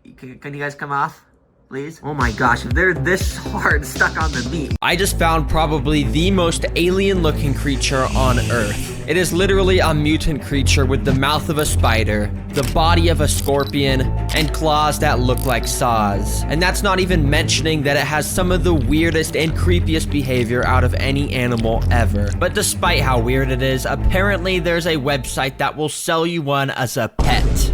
So yeah, you guys read the title. I'm gonna build a home for one of these things and actually keep it as a pet. $20, let's just get it, oh boy. And once I get it, I'll be judging if this alien creature is actually a good pet, and I'll even show it to my mom to get her reaction. Yeah, she's gonna love it. Anyways, after placing the order, they said they would ship it out in a few days. So in the meantime, to build the enclosure, I got out the tank and a couple big boxes of rocks. Yeah, I got a lot of rocks for this. This is because I needed them to start stacking around the outer part of the enclosure to try to make it look like a cave. You see, in the wild, tailless whip scorpions like to hide in between rocks because, I guess that's just where they feel safe. I don't really know. And to connect the rocks together, I originally tried to use my handy dandy hot glue gun and, you know, glue them, but the rocks were just too heavy and it kept collapsing over and over. Oh my gosh, these stupid rocks keep falling. Yeah, it wasn't really working, so instead I resorted to using some animal safe spray foam like always, and I covered it in a bunch of the big rocks and then a bunch of tiny little rocks, and I repeated that process on the left and right side of the enclosure. And check it out. Hopefully you see the vision I'm going for. You know, there's a cave. We're making a cave. There's rocks on the walls. Yeah, I think it looks pretty cool. Now, this is a good start. However, you'd be dumb to think this is all I'm doing. I'm making this the best enclosure ever, so I can show off all the cool things the alien creature can do. It's gonna be so cool to watch. Anyways, the next step is to do the floor and decorations. And for the floor, we want it to be high quality and cheap, which is why I've got a bunch of these coconut fiber bricks, which are about to expand into a ton of dirt. Seriously, these are so cool. You just add a big tub of water like this. Ooh, I'm getting that everywhere. And over time, it's gonna start to absorb that water and they're gonna expand and become a bunch of dirt, you know? And boom, look at that. It went from those boring bricks to this nice, moist dirt. Yeah, boy. Okay, maybe it's not that cool, but you know, it's dirt. It's pretty necessary. To top off the floor, I mixed in some wood chips, dead leaves, some moss, and a couple rocks. Now, apparently the alien creature I'm getting has the ability to dig burrows out in this dirt with its claws, but I have no idea if mine's gonna do that, so hopefully it does. That would be pretty dang cool to watch. Now, to decorate the enclosure, I got these super thin sticks and started to glue them along the top. As you can see, they kind of look like tree roots, which adds this cool effect to the build that makes it look like there's trees growing above this cave. Nice. And of course, this wouldn't be a TerraGreen enclosure without some plants in here, which, as you can see, I've got a few of. And if you're wondering where I got them, yeah, I got them from Walmart, as always. I love Walmart so much. Please sponsor me. Please, please, please. As you can see, all the plants are pretty small since we don't want it to look too planty in this cave. So I planted them around and gave it a nice spray down with my water spraying thing. Now, these plants are actually super important because water droplets will gather on top of the leaves, which will easily allow the alien creature to sip them up and get hydrated, which, you know, is good. You know, we gotta make sure he can drink water and stuff. But while I was at Walmart getting the plants, I also found this absolutely majestical stone statue of an alien. Hi, how are you? Because, you know, we're putting a tailless whip scorpion inside of here, which is basically an alien. So yeah, I put that in to finish off the decorations. Bruh, this guy's got a big forehead. That's a real shame. Thankfully, my forehead isn't that big. Okay, the first 3 steps are all complete, but now it's time to get some technology in this enclosure to make it stand out. It's this super tiny Bluetooth speaker, which I buried in the dirt and covered with a leaf. With this, all I gotta do is connect it to my phone with Bluetooth, and I can play stuff like cave noises, which is pretty cool. You know, adds to the cave ambience. But of course, I don't have to make this speaker just play cave noises. I can make it play literally anything, like the most annoying sound in the world, 1 hour. What is this sound? What? This is so stupid. Okay, it definitely wasn't lying. This is probably the most annoying sound in the world. I don't think the alien's gonna like this if I play this when he's in here. Okay, I get it. Can you just turn off by now? Turn off. Okay. Oh, okay. Please turn off. Please. I had to fill up this container with a bunch of water, and after it was filled up, I put it back on top and finally twisted this knob right here. And now check this out. Out of the end of this tube, a bunch of smoke, as you can see. Or fog, not smoke. It'd probably be bad if there's smoke coming out of it. Dang, that is actually cool. Like, it just comes out. I don't know how a machine just turns water into fog. That's pretty cool. Anyways, this is actually very useful, since as long as I turn this on about once a day, it will keep the humidity levels at a good spot for this enclosure. Also, it's just cool and adds to the cave ambience, you know? And speaking of cave ambience, Let's go, baby. so I got out a knife and opened the package up. And oh, here it is. Because you can't really see anything. There's paper towels everywhere. Okay, hold on. Let me open this up. I then very carefully removed the lid and paper towels to expose the alien creature. Oh my gosh. This thing is gonna jump out at me. I have no idea. I'm just gonna close the glass though. Yeah, get that closed. Thank you very much. Now at first it was completely still, and actually I couldn't even tell if it was alive, but eventually I noticed signs of movement, and then soon enough it fully started to climb out of its container. Very creepily, it slowly made its way over to a rock to go into hiding. But it wasn't just any rock. Of course, it was the rock with the alien statue on top. Bruh. Well. I told you guys this was an alien. Only an alien would go under the rock with an alien on top of it. But anyways, as I said at the start of the video, I'm gonna be pranking my mom with this thing. But before I do something like that, let's just see what it's capable of by trying to feed it something. I don't know. Let's just put some food in here though. And after doing some research, it turns out that tailless whip scorpions absolutely love crickets. And thankfully, I always have a bag of crickets. And immediately after putting them in, they actually all looked very happy. These stupid crickets really thought that this was their new home, and they were just going around eating moss. Well, little did they know that this home actually belongs to my tailless whip scorpion, and unfortunately for one of the crickets, it made a wrong turn.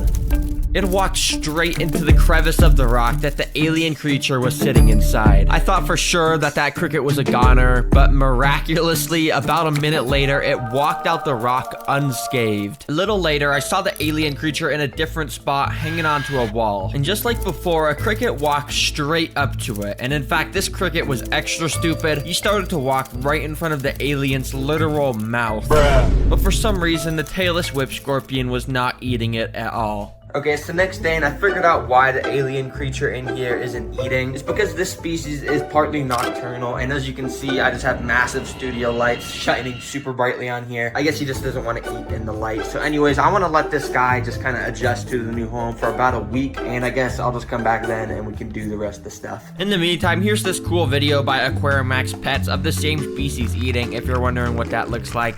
Yeah, it's pretty cool. Anyways, let's get back to the content. Okay, this is the absolute best part of the video because I'm gonna show my mom this alien creature and then I'm gonna prank her. And if you're wondering how I'm gonna prank her, just take a look at this thing. It's basically a one-on-one model of the tailless whip scorpion. And yeah, I'm basically just gonna throw it at her. She is not gonna be happy. But anyway, she's not home right now, so I guess I'll just cut to when she is and we'll show her this. Okay, you can come in. Alright, so I just got a new pet, and I just want to show you it. Okay. Now come stand over here, and you can try and tell what it is. I just want you to guess what kind of pet I got. Oh my gosh, it looks super cool. Where's it at? Can you see anything in there? I'm trying, my heart is. Okay, well, it's hidden behind this rock, but... Shut up, dude. Do you know what it is? No. If you look very Wait a closely second. back under that rock, there's something right there. Oh my god, dude, I'm scared. For some reason, she couldn't really see it, so I gently woke it up with a spatula, and here's her reaction. Oh my god, dude! What the heck is this You see that? Seriously? You No, see that? no, yeah, that's alien and mindfulness. Oh It's an alien in my there. goodness. Anyways, I have this fog machine, so we can put some fog on it, and that's pretty cool. That's super cool, but seriously, where did that come from? I don't know, the space or something? Space. Okay, anyways, that's all I gotta show you. Do you think it's cool? No, dude, it looks so freaking weird. Yeah, it looks like evil. Well, it's a good thing you'll never have to see it again. Okay, bye. Now that she had seen it and left, I got the one-on-one model out and put it on my hand. This is gonna be really funny. Okay, could you come back in here? I just forgot to show you one thing. Oh my god, dude. Dude, wanna say Daddy, hello no. to it? No, go away. Yeah. You're such a jerk, that's not even real. Yeah, it's just a piece of paper. Oh my god. What do you rate it out Oh of my 10? gosh. Whew, I don't know. I'm still confused. Okay, Daddy. bye. Okay, 1 month ago, this rainforest was nothing but a barren wasteland. But as time went on, predators evolved and prey fell. Even natural disasters would ravage the ecosystem. But despite the dangers, some animals went on to thrive. Although it started from nothing, in every blank slate lies a tale waiting to be told. So here is the story of my 30-day rainforest simulation. On day 1, the beginnings of the rainforest were constructed. Earth was layered, moss was spread, and plants emerged. As greenery took over, our journey of life was only just beginning. Because hidden deep under the soil, something was alive. There were earthworms. These creatures are expert dirt excavators, helping plant roots spread. While they dig, earthworms also decompose decaying material within the soil, transforming it into food for the plants above. With just these little worms and the plants, this ecosystem would be able to thrive for years on its own. The ecosystem was falling apart, and the worms could do nothing to save it. Are you serious right now, bro? The ecosystem needed to be saved, as I still had insane plans for upcoming stuff. I had to introduce a top-tier predator to the rainforest, a creature that would demolish the cricket's population. Let me introduce you to the Australian white tree frog. This fierce predator of the rainforest should do the job of eating the crickets perfectly. And as soon as I let him go, the hunt begun. Crickets were breeding. And while they may look cool, these crickets were very, very hungry. They were starting to eat every single plant they laid their eyes on. The crickets could feel its presence and they tried to hide. But it was no use. The frog had his eye on multiple crickets, and the helpless insects could do nothing about it.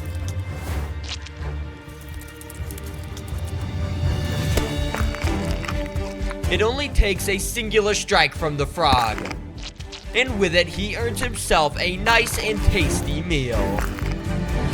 The cricket's population finally begun to fall as there was a new king of the jungle.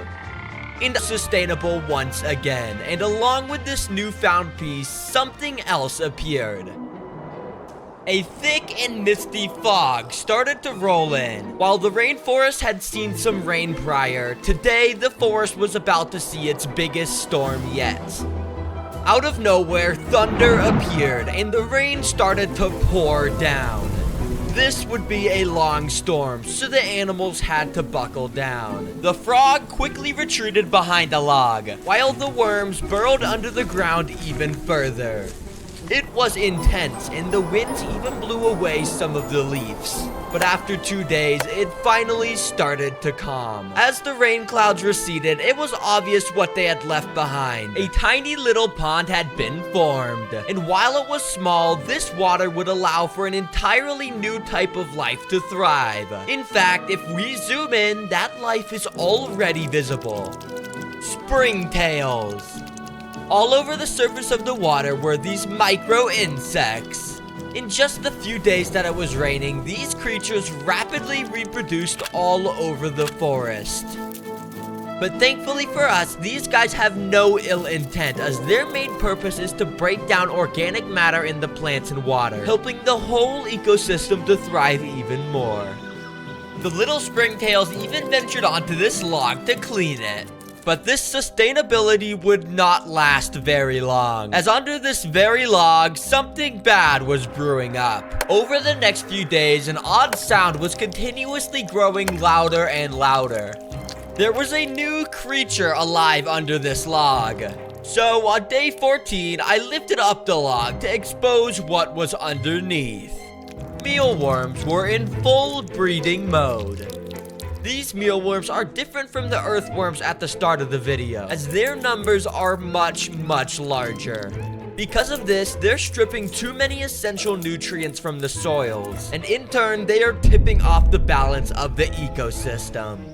The plants once again started to disappear, and by day 17, these mealworms were absolutely everywhere. The frog had noticed these new insects and immediately started his hunt. He tried to eat as many as he could. But it was no use. Mealworms breed at a rapid pace, and the frog could simply not keep up. And at this state, the ecosystem was once again collapsing at an even more drastic rate than before. It was time to introduce a new predator to our rainforest once again. Meet the green anole. Our ecosystem is about to be introduced to two of these cold-blooded creatures. And as a result, everything should hopefully be fixed. So I added them in. And almost instantly, they sensed the worms. Now, they may look small, but these lizards are incredibly fast, allowing them to ambush any worm they laid their eyes on. The green anoles sat on a vine, waiting for an unlucky worm to stumble across them. And while they were waiting, one of them even turned brown to blend in with the stick that he was on. It didn't take long until their first unlucky victim stumbled in.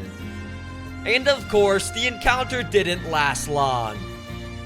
The mealworm population finally started to fall one after one. Our lizard duo had successfully saved the ecosystem.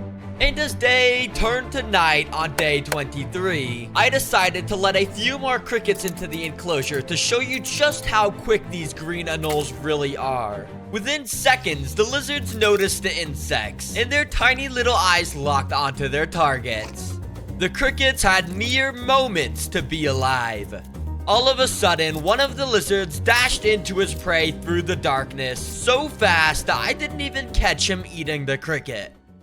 The earthworms, frogs, springtails, and lizards were now thriving together to finish off our rainforest simulation. And on the final day, day 30, I woke up to something magical. Flowers had bloomed and luscious plants were everywhere. The rainforest was complete and our remaining animals could live happy together. I'm building a fully functional lake ecosystem right next to it. I'm filling this tank up with the coolest species I can find, starting with plants and eventually getting to shrimp, snails, fish, and even more. Not only will I document the process of building it, but also the daily lifestyle of every creature living inside and how they survive. Where I unboxed a 21-gallon tank. Now, I wanted to build it on my actual desk, but considering my desk is made of glass, it'd probably shatter from all the weight, and the ecosystem would fall on the floor and spill all the fish around my room. I don't want that. So instead, I'm moving an old dresser into the corner. I know it looks ugly now, but just give me a second.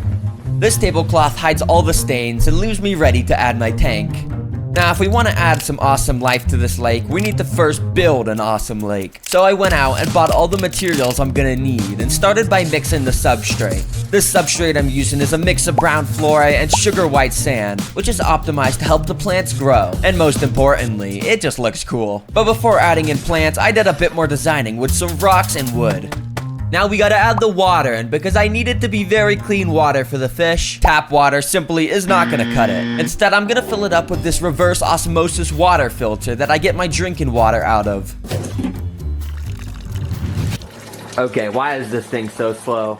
Bruh. It may have taken literally an hour, but eventually I got enough water to fill up the aquarium. Just kidding, I still needed like 17 gallons of water. And because I'm lazy, I just put the water dispenser straight into the tank like this. I also had to add in a mineral supplement to the water because the reverse osmosis filter I used stripped them all. I was soon gonna start introducing life into the lake ecosystem, but before, I needed to complete their home by adding in plants. So I went outside and started to pick out the coolest looking plants I could find. Just kidding, those are not freshwater plants, and they would all die if I put them in. What I actually did is order 9 different species of real aquatic plants to my house. I tried using my special planting tweezers, but they were so bad. So I just used my hands, which worked a lot better. The kit I bought also came with these tiger lotus bulbs, which made me think I got scammed because this is not a plant. But apparently it's just a seed that'll grow into a full beautiful plant in a month. Although, while I was putting in the plants, I kept digging up dirt and it started to make the water super dirty. I literally couldn't even see through it by the end, so I tried adding in some clarity solution to it, which usually fixes stuff like this, and I added on a filter. But after waiting 2 whole days, the water barely even cleared up, but now it just looks like tea. Wait, I wonder if it tastes like tea. Okay, it definitely doesn't. Anyways, I did some research to figure out why it was like this. And Google told me that the driftwood I added inside is releasing some chemicals called tannins into the water, which is completely polluting it. So I took that wood out and added in a product called Purigen into the filter, which should remove the tannins. While the filter cleaned the water, I took the driftwood and started to boil it. Apparently the heat removes the tannins. I mean, I don't know how that really works, but I never questioned Google. You could tell it was working well because after the first boil, the water looked like this. I wonder if this one tastes like tea. Nope. So I boiled it a few more times.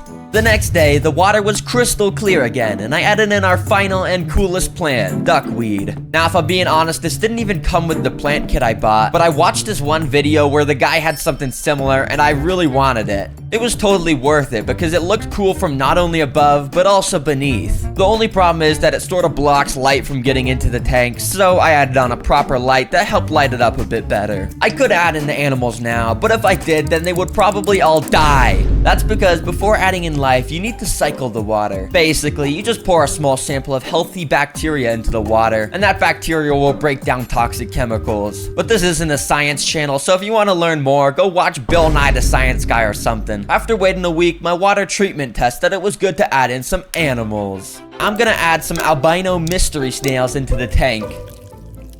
Although, to be fair, these guys weren't much better. I mean, snails are sort of known for being the slowest animal in the world that goes 0.0006 miles an hour. Bruh. So if the snails made one wrong turn like this guy, then they're gonna waste literally 20 minutes climbing up a log for no reason at all. But at least snails are a bit better at cleaning up algae, so I can't really complain. I did not expect them to be absolutely microscopic. But I pushed the duckweed out the way at the top and added them in. The shrimp immediately started to explore their new home. I was waiting for them to do something useful by maybe cleaning up some algae or something, but they kept just being lazy and standing around doing nothing. I searched up why, and apparently the reason is that these shrimp spend most of their day cleaning themselves by rubbing their body with their claws. Oh my god, the shrimp just ripped his arm off. What? I'm just kidding. That's just a piece of debris that he removed from himself. That's the whole reason why they clean themselves. But since these guys are lazy, anyways, let's get to the good stuff. Fish. For the first species, I chose the coolest looking fish I could find. Green and yellow neon tetras. Google tells me these fish originate from the Amazon rainforest. But if I'm being honest, I do not believe that, because if they actually did, they would definitely get eaten by an alligator or something. Anyways, I made a good choice by picking these guys, because after adding them in, you could immediately tell how much color they added to the ecosystem. These tetras are schooling fish, so that means that they like to stay together in groups to avoid predators in the wild. But the best thing by far about these fish is that in the nighttime when there's no lights, they have the ability to glow in the dark. This is very cool because when I'm sleeping, I can look over to my left and see some glowing fish that brings the entire ecosystem to life. But since these tetras spend most of their time in the middle to top areas of the tank, I want to add in a fish that spends most of their time at the bottom of the tank. So I got some yo-yo loaches. Loaches are also schooling fish, so I got 3 of them and added them in. They immediately went down to the substrate because they are bottom dwellers and started to explore their new home. They were honestly better at cleaning the lake than the invertebrates were, and just swept around the entire ecosystem, eating any algae they could find. But the two best things about these loaches are that 1, they have yo-yo in their name, and I like yo-yos, and 2, their white and black pattern makes them look like a zebra, and I like zebras too. Now, the only thing the ecosystem is missing is food for the fish. I could just feed the fish these little pellets, but it's good to feed them a greater variety of food. So today, I'm feeding them some nutritious bloodworms. Now, I'm definitely not gonna touch these things because they're nasty. So now, I actually have a use for my tweezers. As soon as I dropped them in, the Tetra swooped in and snatched all of them up. But every now and then, the neon tetras would miss a bloodworm where they would just drop down to the floor so the yo-yo loaches could eat them. Their mouths are so small that they need to just take these tiny little bites out of the bloodworms in order to eat. All of the life in the lake ecosystem, including the plants, shrimp, snails, neon tetras, and yo-yo loaches could now live together in my fully completed lake ecosystem on my desk. I don't know, let me just add this to the cart. And thanks to the one-day delivery, literally the next day, I opened up my door to the package. Okay, there we go. I guess this should be the Black Widow. And I genuinely think this is the most venomous pet I've kept on the channel. But anyways, let's go open this up. So I brought it to my table and opened the package up. After carefully taking out the packing material, I then took out the container that had a Black Widow spider inside. Oh, nah, here it is. A literal Black Widow. But I did just figure something out because apparently I didn't order just one of these. If you look down in this box, I actually ordered 2 more. Yeah, apparently I accidentally placed the order for a 3-pack, so now I have 3 Black Widows. But I wanted to take a closer look, so I opened up a container to let a spider out. And I guess it was a bit dizzy because instantly it fell on its back to reveal that iconic red hourglass shape, which warns you that this spider is nothing to mess around with. It has a potent bite. Oh, shoot, it's trying to escape. Put it in the container, okay. Whoa. I gotta be more careful with these things, man. But these 3 spiders aren't gonna spin webs in these tiny containers. They were gonna need a proper enclosure, which I needed to build by first covering a bunch of spray foam with dirt and wood chip stuff to make the background. But in the middle, I put in this rock background and spray foamed normal rocks to it. You see, I'm gonna separate the enclosure into a forest, a cave, and a home interior to see where Black Widows like to make webs and hunt the most. For the home interior part, I got a piece of styrofoam and painted a brick pattern onto it to, you know, make it look like a brick wall like a lot of homes have, and so I spray foamed that in, and the background was now complete. And now we gotta do the web building bases. Basically what that means is we just put sticks and stuff so the spiders can spin their webs in here. To start, I'm gonna lay down a simple substrate across the entire enclosure that I'll be able to customize to each environment. But first of all, the forest, and as I'm sure you can imagine, we're gonna put some wood in here, just enough on the 2 sides for a solid web to be made in between. And then I'm even gonna glue some moss coming down from the ends of the branches so it sort of looks like leaves on a tree. And then I'm gonna get this bag of leaves that I bought. And don't ask me why I didn't just pick them up from outside. I don't know why I bought these. But anyways, with those, I scattered them along the bottom, so it looked like a forest floor with all the fallen leaves everywhere. And last but not least, I got some tiny rocks and scattered them around too. Just a few, because I gotta save most for the cave. And speaking of the cave, we're gonna start right away by laying down some rocks, because that's pretty much all they got. But as you can see in this photo, there's actually a bunch of these pointy rocks called stalagmites. And I think they would work perfectly in my enclosure, so let me get some. Alright, so I've got a big rock and a hammer right there, so I guess let me just try to carve some of those stalagmites out of this. So I guess I'll just go and try and hit it. I don't really know if this is gonna work, but you're gonna break.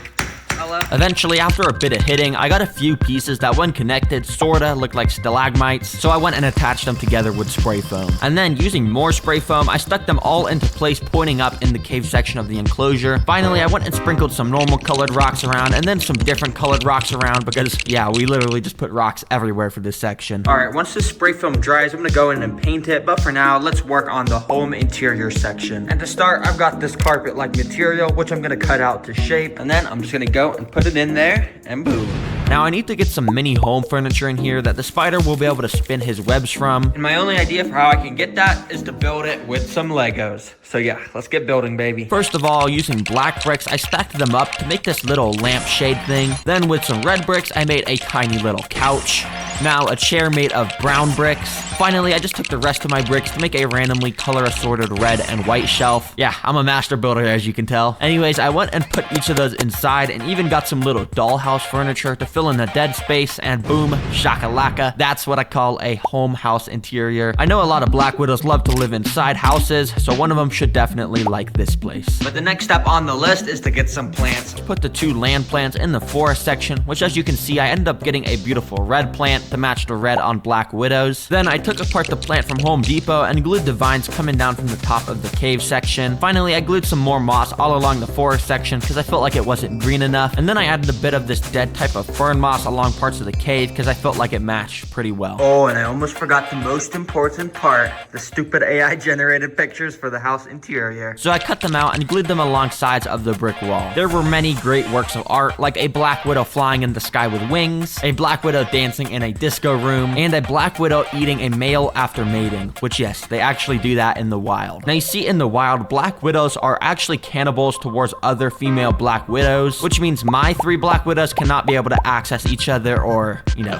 they'd probably eat each other. So I've got these acrylic sheets, which should act as good separators. So I went and measured them to size and then cut them out. There we go, that fits perfectly. And now last but not least, I'm gonna put in one of these reptile foggers. Basically, when you turn this dial, it spits a bunch of fog out the end of this tube. Black Widows love a high humidity to make their webs, so this should encourage them to do that quickly. And well, I would say this enclosure is now 100% complete, but that does mean I gotta actually let the Black Widows loose in here, which I'm kind of scared to do, but let's just do it. And as you can see, I've got the 3 Black Widows in their own little containers. So I've got the first one. Let's let this guy loose into the forest. Then I'm gonna put the second one into the cave section like that. Then finally, the 3rd Black Widow in the home interior section. And while all the spiders were now in their new home, I took an interest to the one in the forest area. You see, this one immediately started to crawl all around her new home and even made her way up to the roof of the enclosure. There on the roof, you can see she started to walk around with a little strand of silk coming out the end of the abdomen. She was already building a web. Spiders, of course, do this to catch prey, and Black Widows in specific have some of the strongest silk out of any spider, which is somehow produced in these little silk glands that they have. Anyways, I left the Black Widow to continue with that, and the next day I came back and opened up the top of the enclosure. You could see the area where she was constructing the web, and now she was hiding in this little crevice. So much for building this enclosure. I built all this forest area just for the spider to make her web right in this little area. Well, at least she has something, because that means now I can try and feed her a bunch of different types of foods. I put in some crickets to see if it would eat. And literally right away, one of the crickets jumped towards the spider and jolted him awake, which I guess was a good sign because the spider was now finally moving. But when I tried to bring the cricket back, it scared the spider and it ran away into the cave. I almost lost track of the spider until I came across her again on top of the enclosure where she had somehow escaped to. I tried to feed her a cricket once again, but she just was not having it, so I scooped her back into the plastic container. Well, it looks like this Black Widow is also not eating, which usually would mean I would go test the 3rd and final food source, which was gonna be just crickets, but a bit bigger. But I kind of have bad news because I don't really have a spider to feed these to. Yes, you heard that right. Since putting the 3rd spider into the house interior section 2 days ago, I haven't seen it at all. It literally escaped my enclosure. And now, not only did I have one missing, but I also had 2 more that weren't eating. Now, I wanted to start small, and as you can see, these mealworms I bought are absolutely minuscule. They're barely the size of the tip of my finger, but hopefully the spider will still like them. Using some tweezers, I dropped a mealworm straight into the spider's web, and immediately it started to squirm around to try and escape. But spider webs are specifically designed to keep little insects like this stuck in them. All the wiggling around made the Black Widow come awake, and soon it even crawled out, only to walk right by the mealworm and run away. In fact, this Black Widow tried to make a grand escape and even webbed down the side of my table onto the floor. Oh, no, do not go under the table, do not go under the table. Anyways, I ended up scooping it into a container where I then dropped another mealworm in front of him, and once again, he didn't want to eat it. Okay, based off the decorations. Oh my gosh, is it a Black Widow? Yeah, it's a Black Widow. No, it's not. Yeah, you see those paintings on the wall? Yeah, I do. A Black Widow? Isn't that cool? No.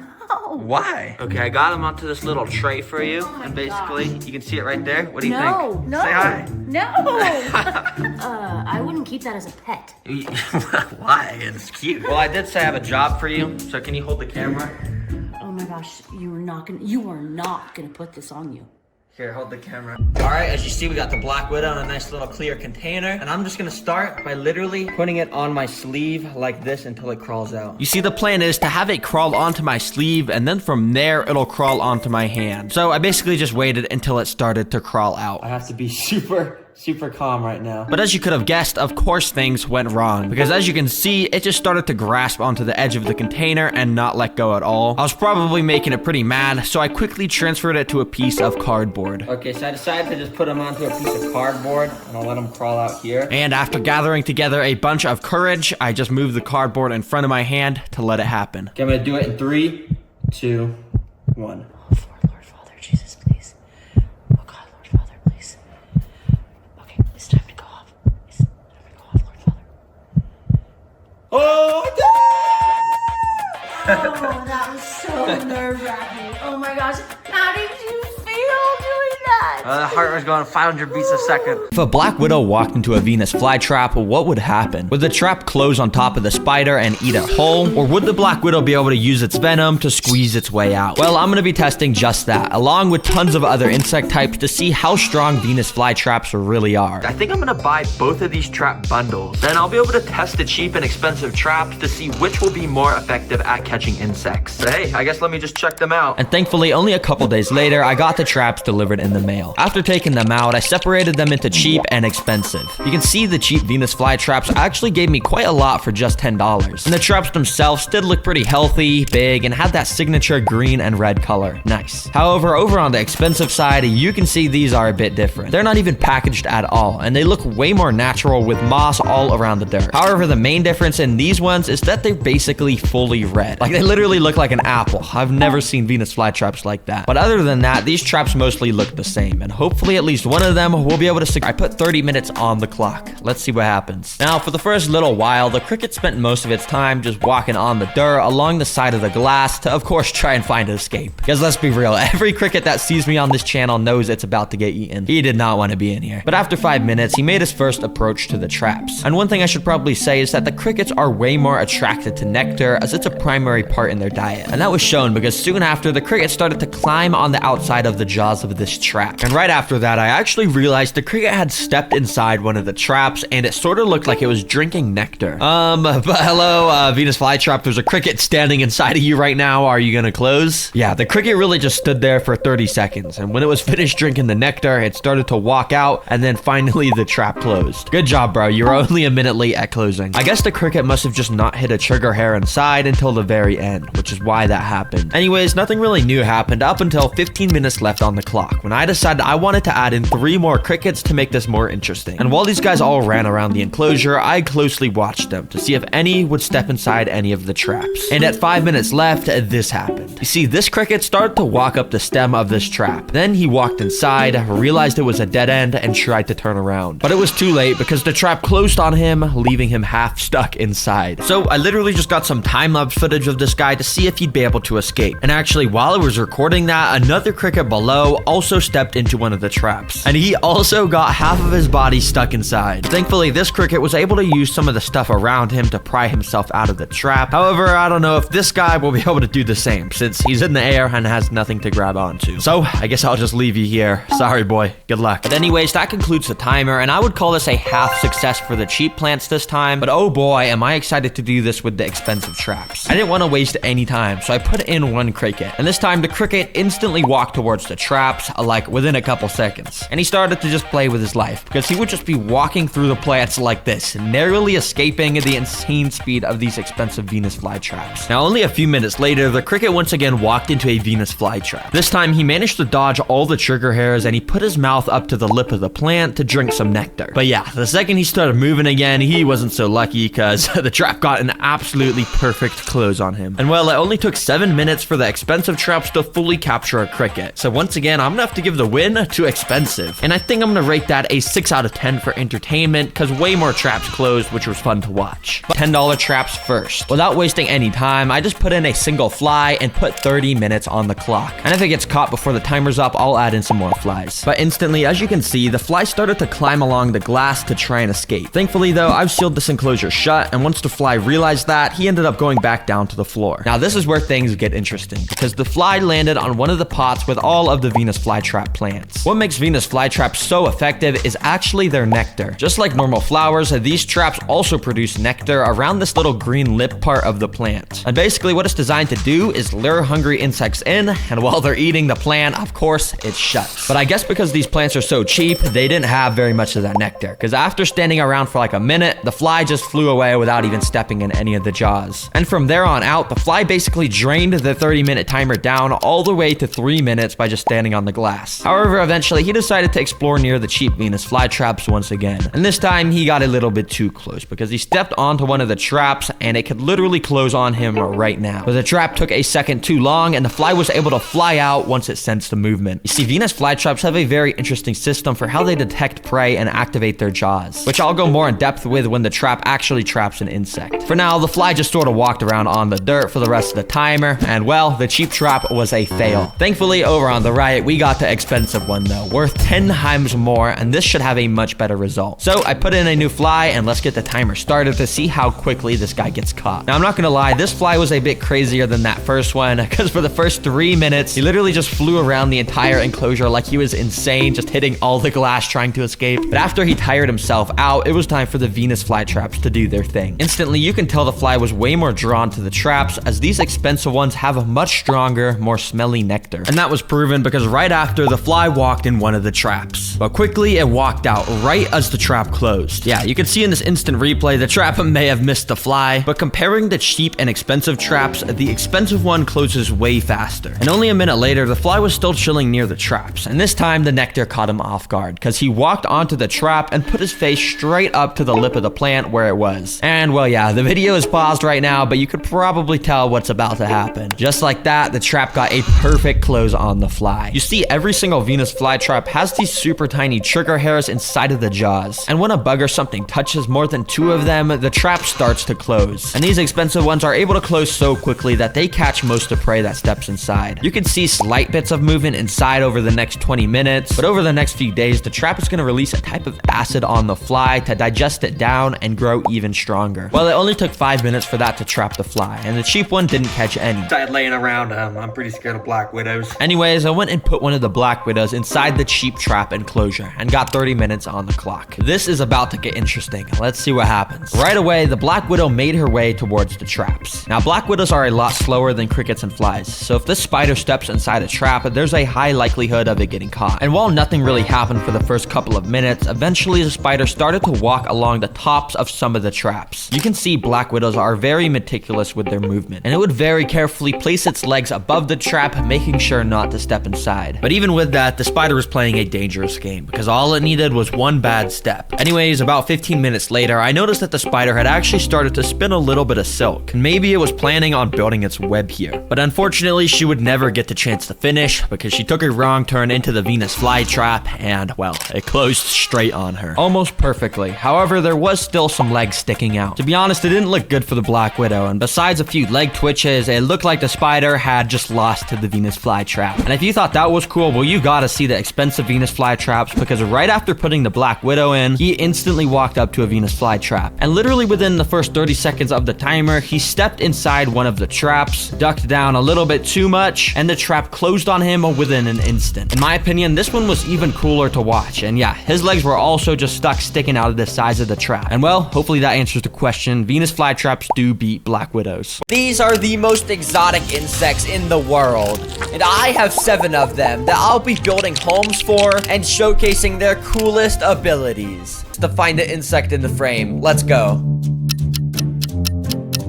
And did you find it? Well, probably not, because this insect actually has a very special disguise. Scattered around here is a species of insect called Phyllium philippinicums, commonly known as leaf insects. Anyways, I don't have much to say about these guys. I just think it's pretty funny how over millions of years they've evolved to look like a leaf. Bruh. I mean, they could have evolved to have huge teeth and claws and stingers, but no. They evolved to look like a leaf. Now for their home, I got this glass terrarium that's a bit bigger, since we have 4 of these bad boys, which will all eventually grow to be about 5 times as big, so I needed a lot of space. I wanted to make this look like a plains biome, so I got some artificial grass, and I also put a bunch of tree branches all around the tank, so the leaf insects could pretend to be leaves, just like they were born to do. Welcome to your new home, boys. I hope you like it.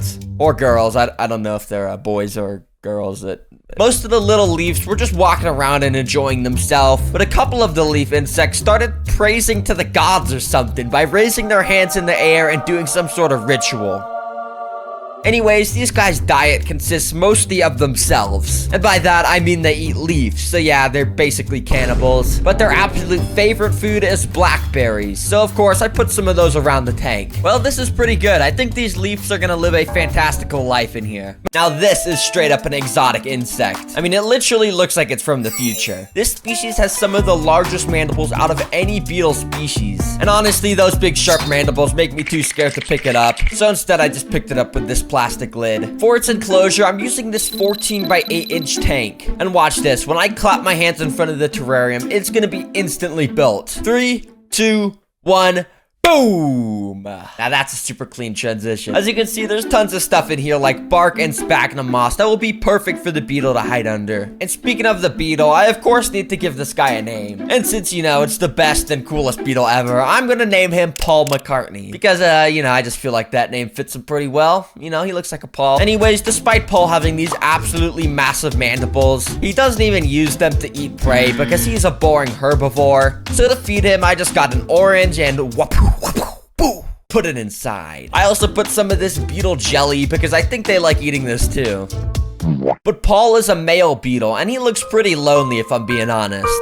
So I also got this female of the same species that is honestly a lot uglier than Paul because she doesn't even have those cool mandibles, but I put her in anyways and soon she started to wander around. Eventually, she even climbed onto Paul's back while he was sleeping, which seemed to annoy him and he got up and walked away. Not a great start to these beetles' relationship, but I'm sure Paul and this new female will eventually enjoy their home together and might even have little beetle babies. I'm gonna build this enclosure just like this, and as you can see, I built a nice little dirt enclosure with wood and moss. So now, can you guess what I'm gonna put in here based off of the enclosure? Your options are A, a shark, B, a dog, or C, an earthworm. The answer is...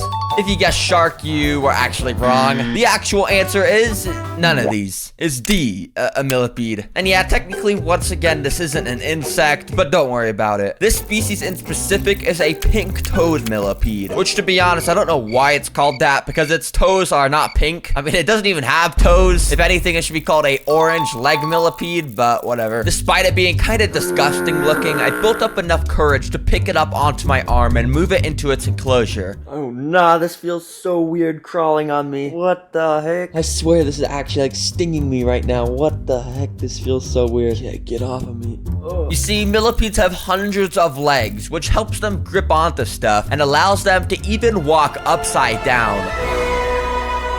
Okay, maybe it's not that cool. Now, unfortunately for this video, millipedes are the most boring eaters ever, and basically just only eat decaying matter. So I'm just gonna put some blackberries in here and, yeah, call it a day. Enjoy your home, little guy. These are banded diving beetles. And despite looking, kinda lame, they are actually carnivorous killers that will eat prey way bigger than themselves. For its tank, I got this 10-gallon aquarium, and basically, I'm just gonna fill it up with substrate, aquatic plants, and finally some water. Now the best things about these guys is that they don't even need a water filter since they are much less affected by variability in nitrogen or phosphorus concentration because they do not breathe. So yeah, let's put them in. The little beetles were shy to come out at first, but eventually the tank was swarming with all 7 of them. The way they swim is honestly just really cool because they got these little legs and stuff that they propel themselves with, which I guess is just kind of normal and not that cool, but now I want to show you guys how these beetles eat prey. So to do that, I got some mealworms and dropped them in the water. After a few minutes, amazingly, a beetle stumbled across a worm. So he grabbed it with his legs and pulled it all the way up to the surface of the water. When he got there, he started to absolutely devour the mealworm by sucking the life out of it.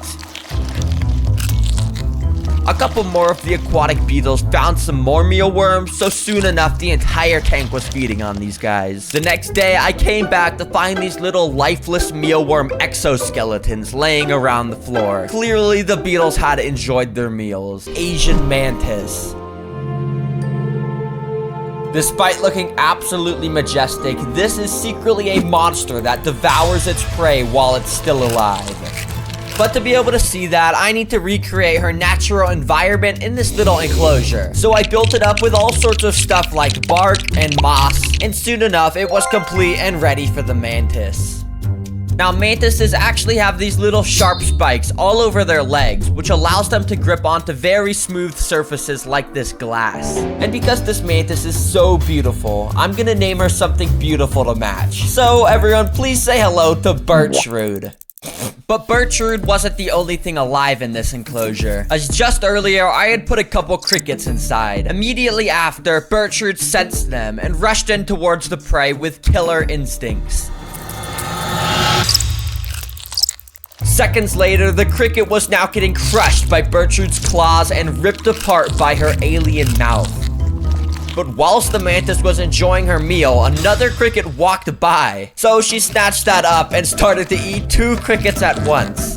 Clearly, she was pretty hungry. Now, Bertrude has got to be one of the coolest insects I've ever seen. Like, seriously, she looks like King Kong right now. Apex predator. Not only does this insect have fangs, but he also injects a potent venom into anything it bites. Everyone say hello to one of my jumping spiders. Aww. Now yes, technically by definition this isn't an insect, but by my definition of an insect it is. So don't comment about it. Now I'm not gonna pick up this guy with my hands because they're super fast and he'd probably just jump off my hand and go hide under the couch or something, and I don't want that. So I'm just gonna speed run his new home real quick with tons of places for him to jump around, and boom, let's get this little guy into here.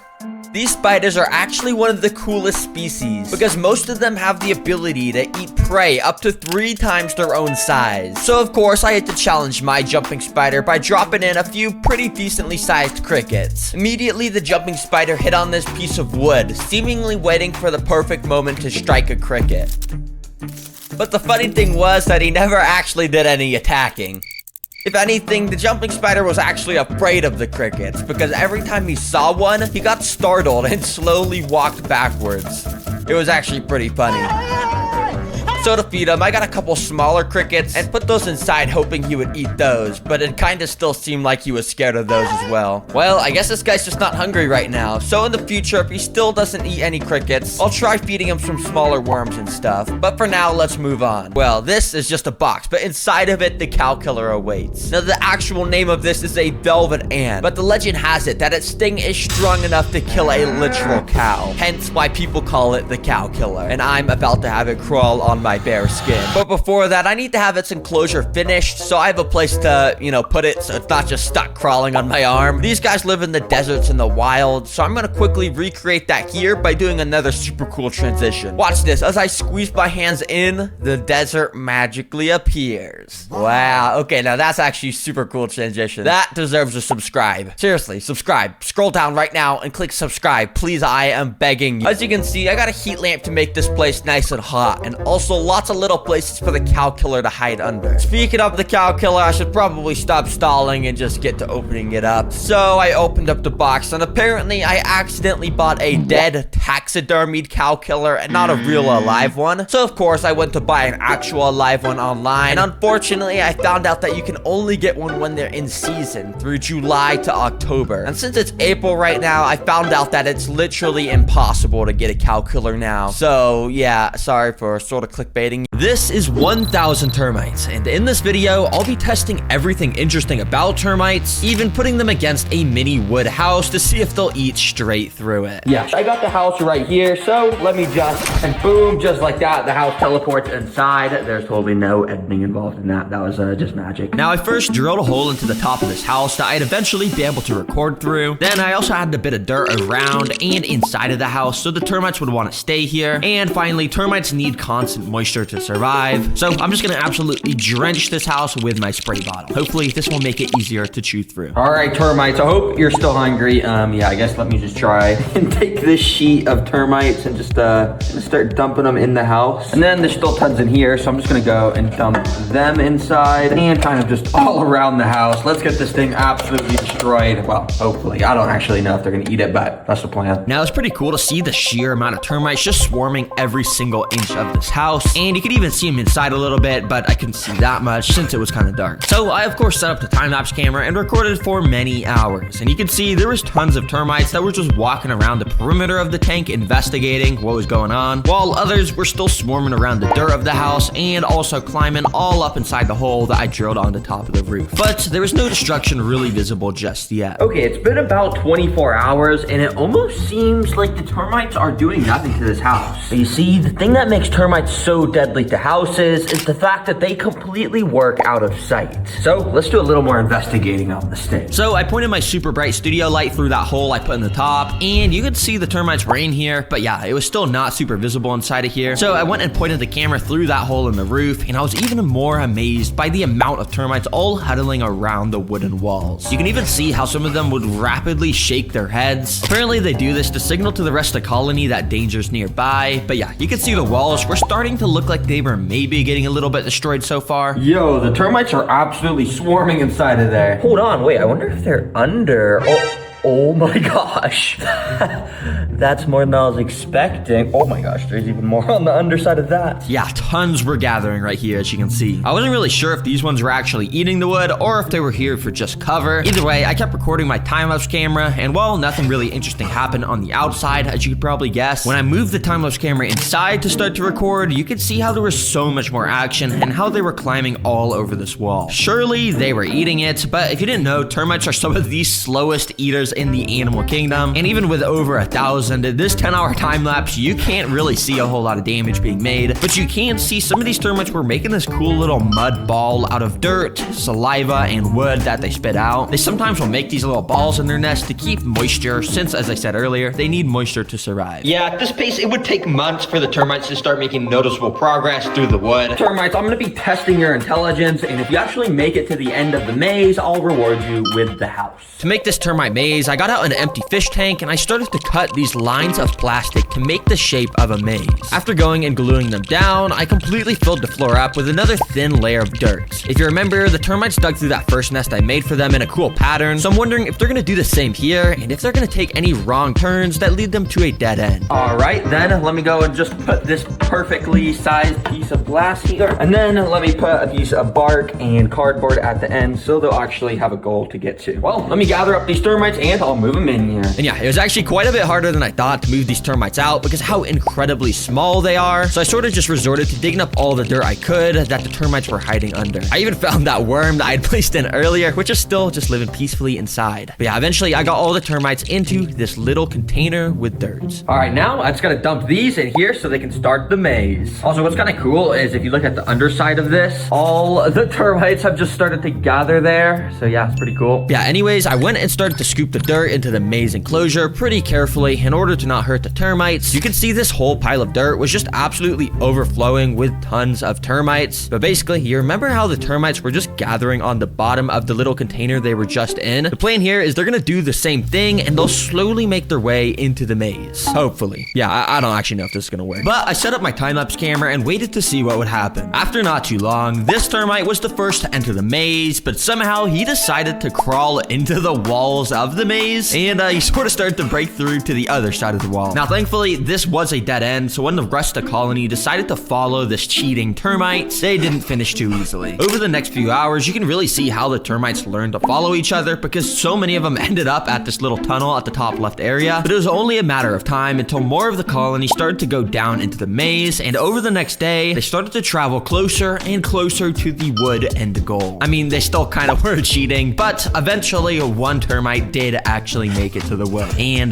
yeah, I guess just like that, they had completed the maze. Good job, termites. Well, by a predator, I mean I've got this tiny little earthworm that, to be honest, who knows? When it digs under with the termites, what's gonna happen? I mean, they could swarm it, they could just completely evacuate the place, I don't know. So the only way to find out was to put this little worm inside. Now, almost instantly, it squeezed under the glass floor and started to dig in the dirt as it got closer to the termites. Now, I'm pretty sure termites only eat stuff like wood, so honestly, I didn't even think much would happen, but as the worm got nearer, some of the termites started to approach the worm with the little tunnels they had dug out and didn't initially attack it. In fact, they sort of just ignored that it was even there, just walking from one side of it to the other, acting like it was just some sort of bridge. But then all of a sudden, I noticed tons more of the termites starting to gather around the backside of the worm, almost like they were gonna start attacking it. Even some of these bigger termites marched in, called soldiers, that specifically have these massive mandibles meant to defend the termite nest. But as I kept watching, surprisingly the swarm didn't attack and, well, they kind of just let the worm dig around their nest. Dang, this is so interesting. How the termites are just fine living with a literal worm in their nest. Yeah, they're just not attacking it at all. Even more interestingly, as I left my time-lapse camera recording, the worm really just learned to coexist with the 1,000 termites. Yeah, I mean, this honestly makes sense. This species of termites literally only eats wood, so there's no reason for them to waste their energy attacking a harmless worm. Dang, that's cool. Well, I'm guessing you guys are hungry. I don't only have this nice natural piece of bark from a tree, I also have this piece of cardboard. So that way I can test both of these materials to see which is the best food source to feed these guys in the future. And after sliding both of the food sources under the sheet of acrylic, the termites had access to them. And honestly, it didn't take long till some of the termites started to investigate it. Since putting the termites in this nest, they've had like a day with no wood, so I knew for sure they would be hungry. Now, interestingly, there was almost like no termites going up to the actual piece of wood, but there was quite a few checking out the piece of cardboard, even walking inside the tiny holes on the side of it. You see, termites like this species actually have more than 100,000 microscopic little alive creatures inside their bodies. They're called flagellates, and basically they live inside termite bodies, and as the termite chews wood, these flagellates help to digest the wood and break it up into actual nutrients somehow. But yeah, it's just insane knowing each termite body is basically just a massive house to so many of these unseeable creatures. Now, even though some of the termites were walking inside the cardboard, it didn't actually seem like they were eating either of these food sources yet. Well, that was until this, because I kept my time-lapse camera recording, totally just expecting the termites not to move towards the wood. You can see most of the termites were actually staying near the bottom, away from the wood. But as I kept recording for another half an hour, eventually a couple of termites started to walk on top of the piece of bark. And they looked pretty excited, because soon after, a few more termites started to walk onto it. I guess they didn't realize this was food earlier, but since they had now found out, these initial termites that had walked on here started to release a type of special pheromone in the air that signals there was food here. Because the whole colony could sense the pheromones, it literally only took about 5 more minutes until this piece of wood started to get absolutely swarmed. Yeah, it happened so fast, and soon enough, the entire piece of bark was covered from top to bottom in termites. But interestingly, it seemed like this piece of cardboard wasn't getting nearly as much attention from the termites anymore. Yo, check out this wood. It's getting absolutely swarmed right now. And it may look like the cardboard's not getting eaten, but if you actually look very closely in there, oh yeah, this thing's getting eaten up too. Yup, that's right, because when I pointed my camera directly to the side of this cardboard, you could tell it was overflowing with termites. It looked like they were just crawling all up inside of it, and when I got some tweezers to peel back the piece of cardboard, well, you could see just how many there actually was inside, which kind of all immediately evacuated once they realized I was peeling this apart, so sorry guys. Oh my gosh, it's only been an hour and these termites are decimating the wood. Imagine what they're gonna do to the mini wood house when I leave it in there for a week. And after shaking off all the termites I could, you could see this piece of wood looked quite a bit different, and it looked like it may have even been hollowed out. Because termites seriously build some of the craziest homes in the animal kingdom. And they build them quickly. Let me show you by dumping these guys in. Now, instantly after dumping in the termites, you can see just how many there actually was here, just absolutely swarming in this single area. But you could quickly see how multiple started to gather up in this back area near the exposed dirt. You see, I've set up this container to have a thin layer of soil pressed up against this glass floor. And this gap here lets termites squeeze underneath to start digging, meaning we're gonna get to see them dig their intricate tunnels from above. It's a slow process that only works because of the sheer amount of termites, because while a single termite is super small, there are over 1,000 termites right here, meaning work gets done pretty quickly. And over the next 3 hours, the bulk of the termites migrated across the entire floor in this super cool pattern. Dang, that is insane to watch on a time lapse. Oh my gosh, these termites completely dug this entire area out so much faster than how long it usually takes for my ants to do it. If 1,000 ants had to fight a black widow, what would actually happen? Would the spider's venom come out on top, or would the sheer number of ants overwhelm her? Well, in this video, I'm gonna test ants against that and tons of other interesting scenarios to see how strong ants really are. Anyways, I brought them to the recording area and opened up up the package, and I was kind of surprised by what I found. Nah, are they in here? Oh my gosh, okay, there actually is like 1,000.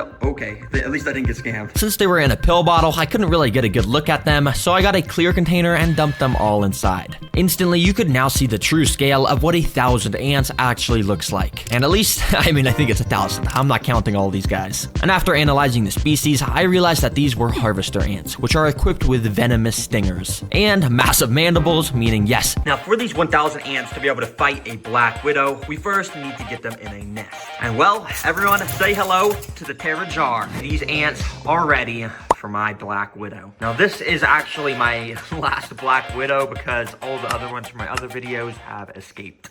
Yeah, don't tell my mom. But anyways, I went and put the Black Widow in a container so you guys could get a good look at it. And as you can tell, it has that insane, iconic red hourglass abdomen. Wait, sorry. This is my pet robot Black Widow. This is not the real one. Here is the real Black Widow. As you can tell, it's extremely creepy. And under its glossy black abdomen is where the red hourglass is located. These guys have an insane amount of venom, so if it even bites a single ant, it's safe to say it's gonna be a goner. Anyways, here is the tank where the final battle will take place. I went and put a few sticks from my backyard, then I put in the Black Widow. Immediately, she started climbing all over the sticks, and I went and waited a little while she sort of settled in and found a nice spot to rest. Once she did, I went to the ant nest, scooped a good amount of the workers into a tube so we could get this battle started. Let's get these ants in here. Let the games begin!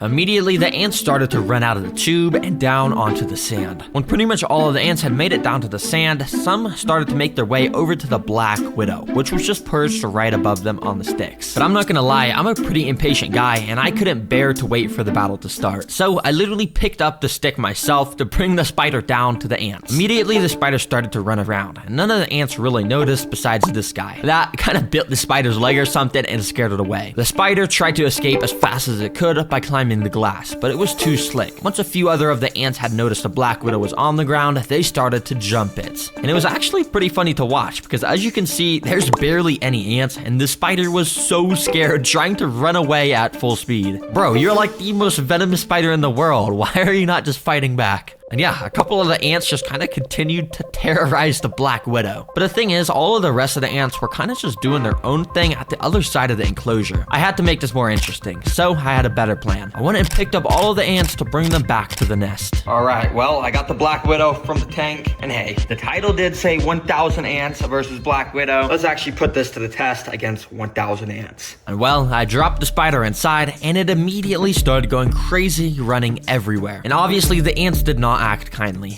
Every single worker went on red alert mode and jumped onto the spider, grabbing her with their mandibles and repeatedly stinging it over and over. As you saw with the cricket, ants do not mess around with stuff in their nest. And to my surprise, the Black Widow did not even get a chance to fight back. It's actually pretty crazy how quickly the ants had pinned it down and started to devour it. And yeah, well, that's literally all that happened. And that should answer your question of who wins in a fight. 1,000 ants definitely wins. And they basically beat everything. There's a reason why ants are the secret king of the animal kingdom, because there's quadrillions of ants around the world. Started to drop the little droplets of water. And initially, the ants were very confused. Some of the droplets were hitting the ants and making them get completely drenched in water. But to my surprise, it almost seemed like the ants wanted to get wet, because more and more of the ants started to gather around where the water was dropping, and eventually a whole pile of ants was getting completely soaked by it. You see, ants are amazing in their ability to work as a team, and in the wild, if a real flood occurred, a massive ant colony would literally join together to make a raft out of their bodies. And that way the important stuff like the queen and eggs could stay on the top and stay dry to ensure the future of the colony. And on a mini scale, this is sort of what the ants are doing here. They're joining together to make a shield out of their bodies that will prevent the water from getting into their tunnels where all the eggs are stored. Wow,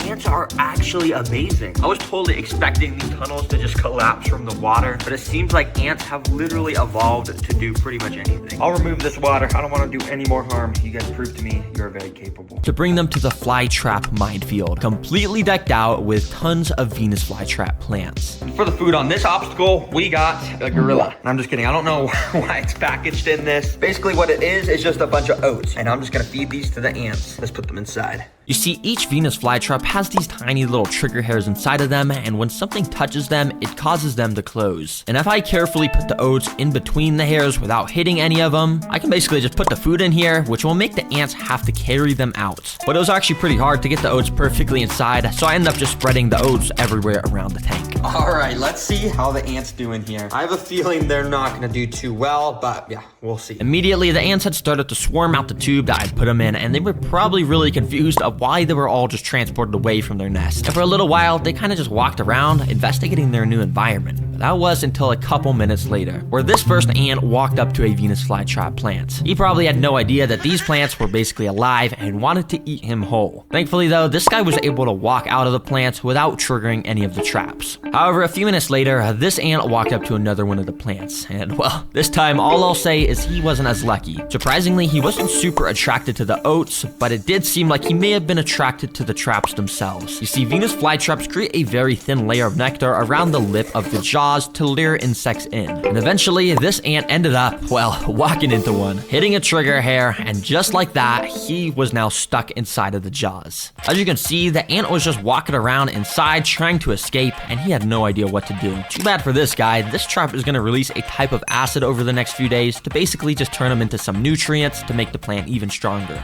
Now, interestingly enough, pretty much all the ants I had put inside were staying away from the traps and were all grouped up around this corner. In fact, they were actually starting the process of digging some more tunnels. Now, these ants still think they're in the nest. They're just trying to dig. Well, I mean, I guess it's pretty smart if you're not getting eaten by the traps. Because over the next 20 minutes, only one single ant came across another Venus flytrap. This guy. Let's call him Larry. Now, Larry is a daredevil because he was walking all over the jaws of all of these plants, absolutely risking it for the biscuit. But eventually, Larry's luck ran out because of this happened. The jaw had closed on him, leaving half of his body stuck out of it. But this was actually pretty good for Larry because it means he had a chance to escape. Using all of his strength, which, albeit is not very much, he tried pushing himself out of the jaws. But the trap is designed to just get tighter and tighter as time goes on, meaning this ant was doomed. Well, not actually, because I kind of felt bad for Larry, so I cheated nature and used my tweezers to open the trap. I safely got Larry out and brought him back to the rest of the colony. For this training, I have to pick up one unlucky ant and transport him to the antlion pit.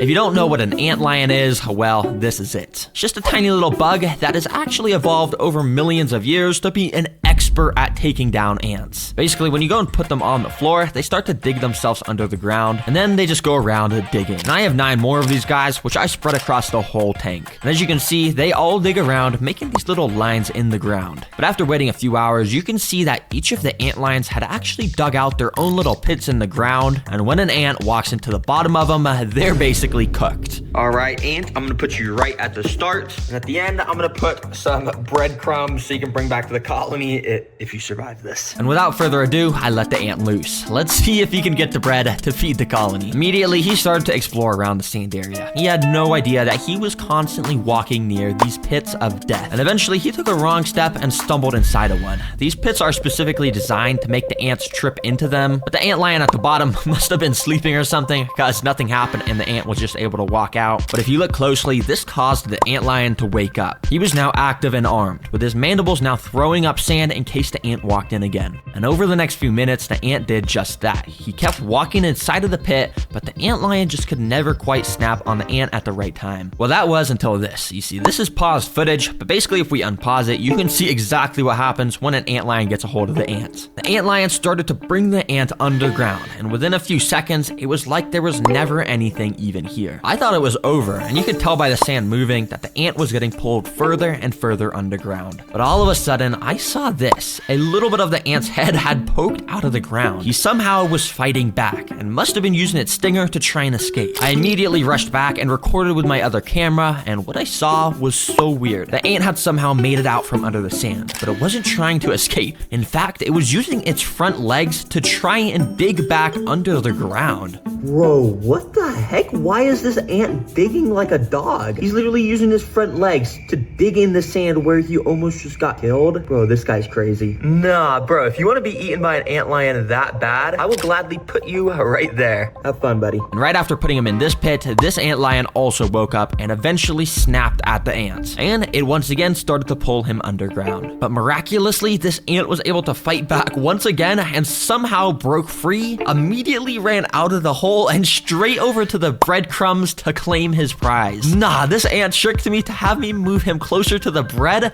and now he somehow won the challenge. Nah, bro, there is something up with these ants. I'm being dead serious. How on earth did he escape the antlion pit over here? And how on earth did he escape this one and then know to go to the bread? And now he's trying to bring bread back to the colony. Bro, well played. You survived. I'll bring you and all the bread back to the colony. So I brought it all over to the nest, and the entire colony was clearly super excited because they all swarmed the bread and started taking little pieces of it underground. Anyways, I went and waited a few hours and came back to find the nest even bigger. Yup. We've got a cricket. Oh my gosh, crickets hate me. And sorry, buddy, you are gonna be, well, I guess you guys will just see what's about to happen. And well, right after dropping the cricket in, literally within like a nanosecond, the ants were swarming it. I thought it would only take like a couple minutes, but no, this cricket was already pinned down, getting venom injected into him. As I said earlier, each of these ants is equipped with a venomous stinger that is obviously not super deadly to humans, but to crickets, when there's like 20 ants repeatedly stinging you, you're kind of done for. Yep, ants don't play around when there's a threat near their nest, and you can see over the next 30 minutes, the cricket stayed completely surrounded by the ants. And I'm guessing they already started to rip its antennas off and stuff to get a tasty meal to spread with the rest of the colony. Dang, that was cool to watch. Anyways, dump all these guys in here. Be free, everyone. This is way bigger than that tiny pill bottle you were in. Right away, you could see the ants starting to move around on top of the soil. Now you might be thinking that this isn't enough space for the ants. Well, it actually is, because this is specifically designed for the ants to dig out tunnels all along the sides of the glass. And as the video progresses, we're gonna see their nest get crazier and crazier. And yeah, most of the ants were kind of going crazy trying to climb up the glass, but after leaving them alone for only a few hours, you could see they were already starting to construct their tunnel system. Each of the worker ants would pick up singular grains of sand from the tunnels, walk up to the surface, drop the sand, and go back down to repeat the process. And when you have 8,000 ants, you can see they dig out a pretty good amount in only just an hour of this time-lapse footage. Oh yeah, it's sick to see the ants already starting to build their nest, and it should be fully dug out by the end of the video. Anyways, this is a bloodworm, and it is the creepiest, most disgusting creature ever. It even has 4 venomous fangs in each corner of its mouth that you definitely don't want to get bit by. Now, I'm known for keeping the weirdest pets, so of course I found a website that sells them as a live bait for fishing. yeah, literally nobody buys these as pets. I think I'm literally gonna be the first person in the world, which means I'm gonna get to show off the crazy unseen abilities of these guys. So hey, let's just check this thing out. And after a couple of days, a truck dropped off the package at my house so I could finally check them out. Here we go, bloodworms. Even as an animal expert, I am like pretty spooked about these. But anyways, let's just check them out. Underneath all the packing material were the bloodworms, so using some tweezers, I carefully removed one to take a closer look. And yep, this is a bloodworm. You can see that they are absolutely disgusting looking, and their mouth is even able to extend out of their body like an alien. But at the end of this part that expands are their venomous fangs, which they use to latch onto stuff like shrimp in the ocean, which I'll be showing off very soon. Now, one thing though, I actually bought 12 of these bloodworms that I'm gonna have to keep all in the same aquarium. So yeah, this is gonna be a nightmare. Now for the build, I'm gonna put in some aqua soil and a dirt mix. Eventually, we're gonna completely fill it with water because that's how bloodworms live in the wild. But for now, I just put a tiny bit of water in to keep the dirt nice and moisty. But I've already run into the first problem because I don't think I was supposed to add the water straight to the dirt. It kind of made it a weird consistency. And the water is just straight up black. So yeah, I drained the water, scooped out the dirt, and I washed it off in the sink. Then I put the soil back in, covered it in a thin layer of sand, and added the water back. As you can see now, the water stays fantastically clear. Nice. This mound here in the middle will be where I build all the decorations, and I'll even be putting in some red plants, and then finally filling it all up with water. First of all, let's get some pieces of wood in here. And I thought this design of multiple of these burnt looking ones coming from the middle looked pretty nice. I didn't want them sticking out the top though, so I broke off all those extra pieces and planted them in the sand below to give the whole wood structure a more fuller look. Now it's time for the rocks, and you may think these are just called river rocks, but in fact, that is not true. This one on the left is actually called an elderly boulder. And this one on the right is called a black venom boulder. Now those are some cool names. Just wanted to say thank you to whoever named them. But the best rock I have is this. It's actually not a rock at all. It's actually wood. Yeah, just like what I already got in there. Yeah, it's called petrified wood. And basically millions of years ago, it was buried under the earth and turned into a rock over time. But for this wood rock back here, I've actually got a pretty cool plan. As you can see, I've got a little can of sardines, which you basically just open by pulling the, okay, it just broke off. Okay, attempt 2. Basically, you just open it like this, and inside there's some like dead fish that you eat. Now with the sardines, I actually went and put one of them under this petrified wood. I'm doing this because I want to test to see if the bloodworms have a smell ability and whether they'll be able to find the sardine under it, dig it out, and eat it. Yeah, that should be pretty fun to watch. Anyways, now I want to get some red aquatic plants in here. So I drove to Petco so I could buy some. All right, I'm at Petco and I'm hoping they got some red plants in stock today.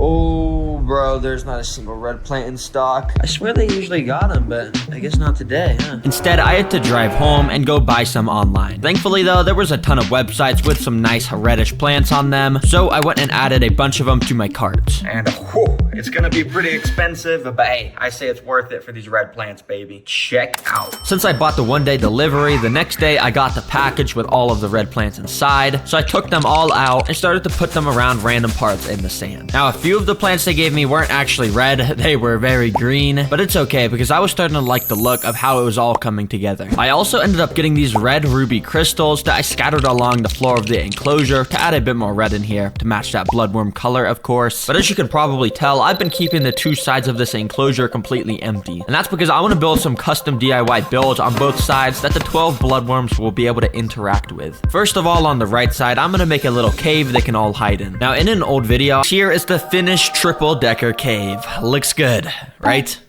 Right? Let's just get this thing in there just like that. It may not be the prettiest decoration in the whole world, but a wise man did once tell me it's not about the looks, it's about the thought that went into it. And yeah, a lot of thought did go into this cave, okay? We can store 3 different worms in there. All right, now time for the left side's DIY build. Now, of course, I had to start filling it up with water so the bloodworms will be able to swim around in there. But when it got to like 30% full, I kind of realized a big problem. Oh, shoot, bro. I don't know how I didn't think of this, but bloodworms, they live on the beaches of oceans, and the beaches of oceans have salt water. I've been making this a freshwater tank. I've been putting fresh water in it. But it's okay, because thankfully in the corner of my garage, I just have 2 big cartons of Pacific Ocean water, sourced straight from the ocean. Don't ask why I have this, I just do. Anyways, I drained out a little bit of the fresh water and started to add in the ocean salt water. And by the time it was filled up, the salt level was 0.02, which is perfect for bloodworms. All right, all the right water parameters have been met in here, so the bloodworms are good to go in. But because I put salt water in here, it does mean the $200 on freshwater plants I spent is gonna go down the drain. Yeah, these are all about to die. Since they were all gonna die, I wanted to replace the red theme in here, so I got this heatless red lamp. As you can see, it makes the water have this red tint to it, which is cool, because you gotta have the water at least look a little bit like blood when putting bloodworms inside. Now, I also need to get snails inside of here so they can eat any algae that grows. Now, luckily for me, I actually have this tank just set up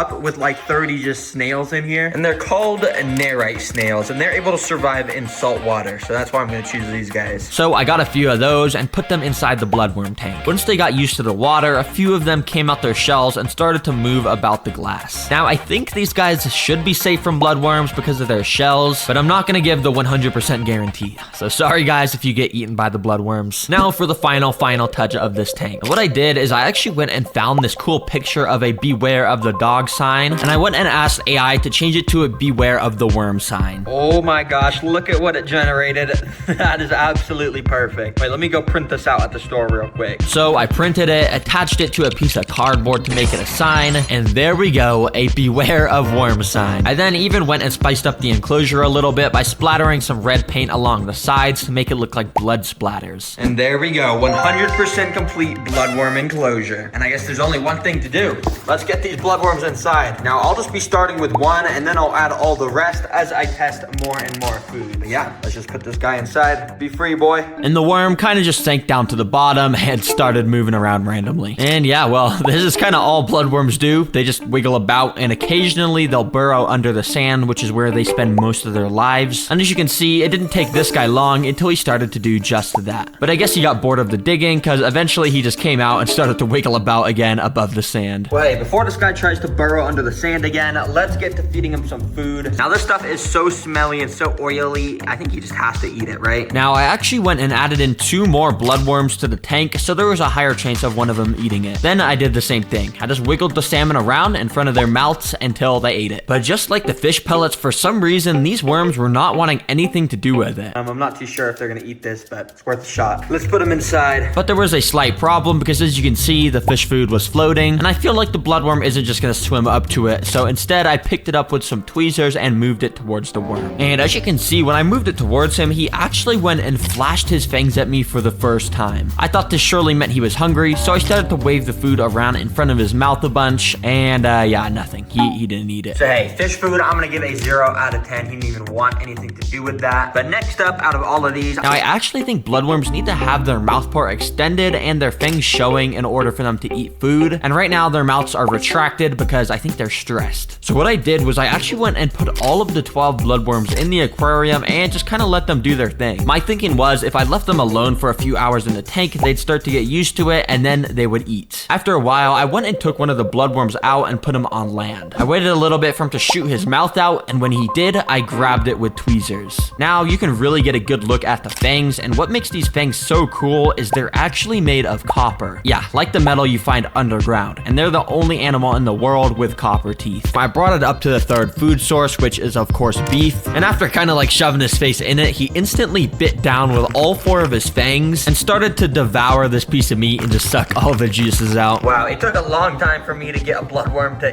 eat a piece of meat, but dang, that is so cool when they do grab on, because look, I'm shaking it, like literally it doesn't want to come off. It's like, I am eating this, do not take it away. So I went and removed the food from them, which was pretty hard. I had to like kind of shake them off. Holy, that was actually kind of cool to watch, and it looks like you can see the little bite mark where the worm was biting, and remember, these guys are venomous, so there's literally venom. Thing with the last food source, which is a shrimp. And once one of the other worms shot out their mouth, I once again grabbed it, and this time put the shrimp in front of it. He also immediately grabbed onto it, and now these 2 bloodworms were having the time of their lives eating up the food. After like an hour, Well guys, I brought my mom in. Say hi. Hi. All right, come on in. Of course, I gotta show you a new pet. Just take a look. This one's gonna be quick. You can see the pets in there, Oh right? my gosh. You know what those are? Ew. They look like some sort of slug leeches. Look at all the little tentacles. And yeah, actually, there's some right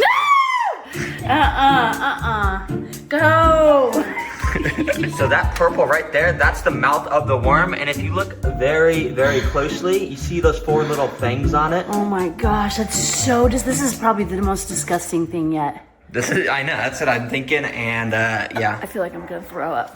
ants are known for their insane ability to work together to accomplish impossible tasks. So I was wondering what would happen if I put my 1,000 ant colony up against natural disasters. Would they actually be able to stop and survive them by working together? Well, that's exactly why I gathered up 1,000 ants. And I have the 5 coolest natural disasters planned. This is probably gonna be the most interesting to watch because I've got 3 different types of insect that, in a way, is going to represent a zombie apocalypse. Now, our first insect prey is, well, zombie grasshoppers. Yes, these are grasshoppers that Petco sells that are literally like half decomposing and meant for feeding animals. And I'll be bringing them back to life and moving it in front of the ants to see what they do. And to make the ants swarm this even more, I'm gonna dip some of it in this brown sugar water. And yeah, this is gonna make it super tasty. Without further ado, let's get this in here. Now, immediately after dipping this in the nest, I started to do a really good, accurate job of moving this around to act like it was alive. And I think the ants were falling for it because you can see they quickly started to climb all over it. And if you also look closely, the ants were actually grabbing onto this thing with their insanely strong mandibles, and they were injecting their venomous stingers into it.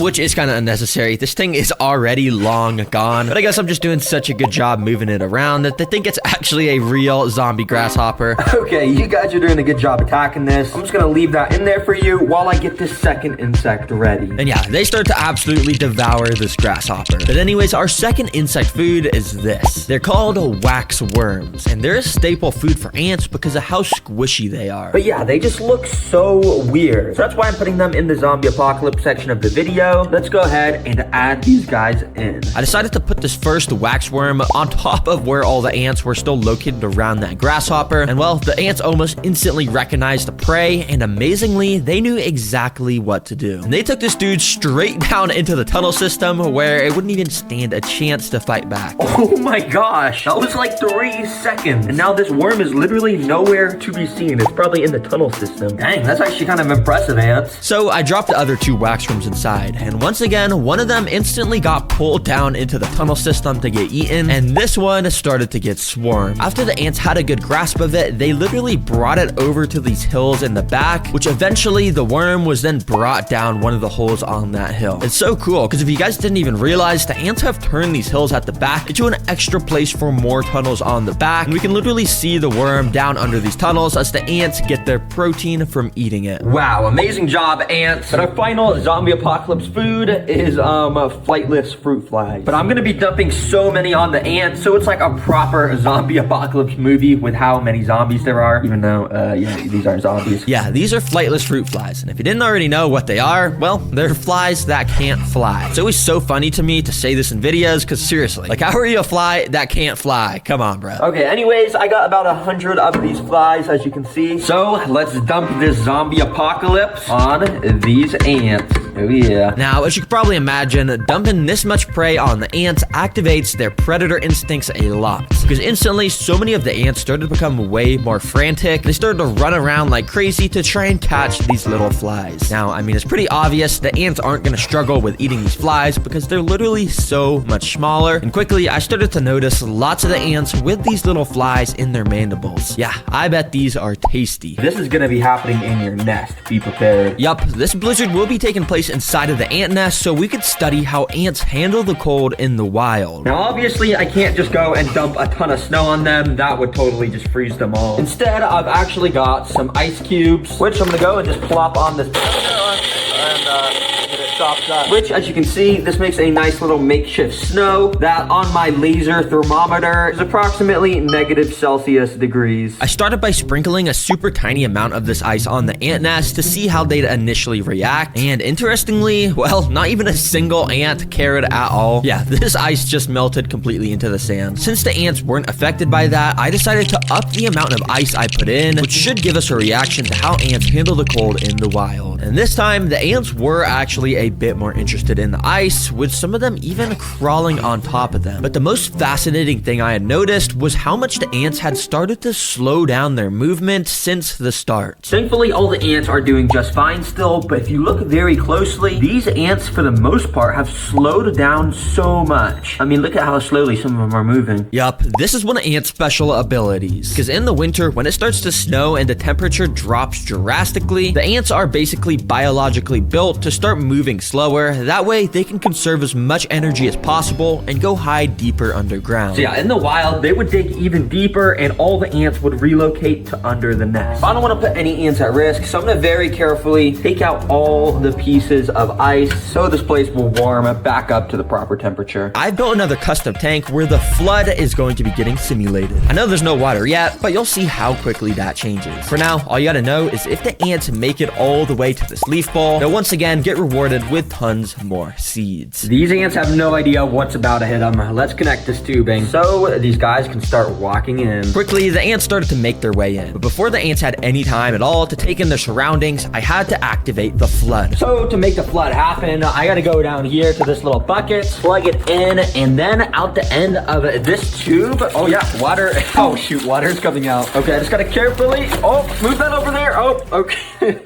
There we go. Similar to real life, floods will block off paths for ants while they're trying to travel, so this is exactly what that recreates. And the ants are gonna have to find a way to pass these gaps using the objects I've provided for them. As you can tell, the ants in here immediately were a little confused on what to do. Many were gathering up near the water edge, inspecting what the heck just happened. Some even fell into the water, but don't worry, any ant that falls in, I'll be rescuing and bringing back to the start so no ants get hurt. But also, many of the ants were actually sort of gathering around the objects I had placed in. And as I left my camera camera recording, I was extremely amazed by what I saw happen. Out of nowhere, this feather started to slightly move, and as I kept watching, it slowly started nudging around more and more. There must have been an ant underneath, and this ant was genuinely moving the feather closer and closer to the water until literally like magic, it was moved almost entirely in, and an ant crawled out right from underneath as soon as that happened. Dang, this guy must have been helping move it. Yo, these ants are absolutely insane. I don't know what ant just moved this feather into the water, but dang, I mean, let's just see what they do. It took a couple minutes, but eventually a couple more of the workers started to step onto the feather and started to walk across it to, of course, make it to our second platform. Now, unfortunately, the ants got to do the same exact thing here.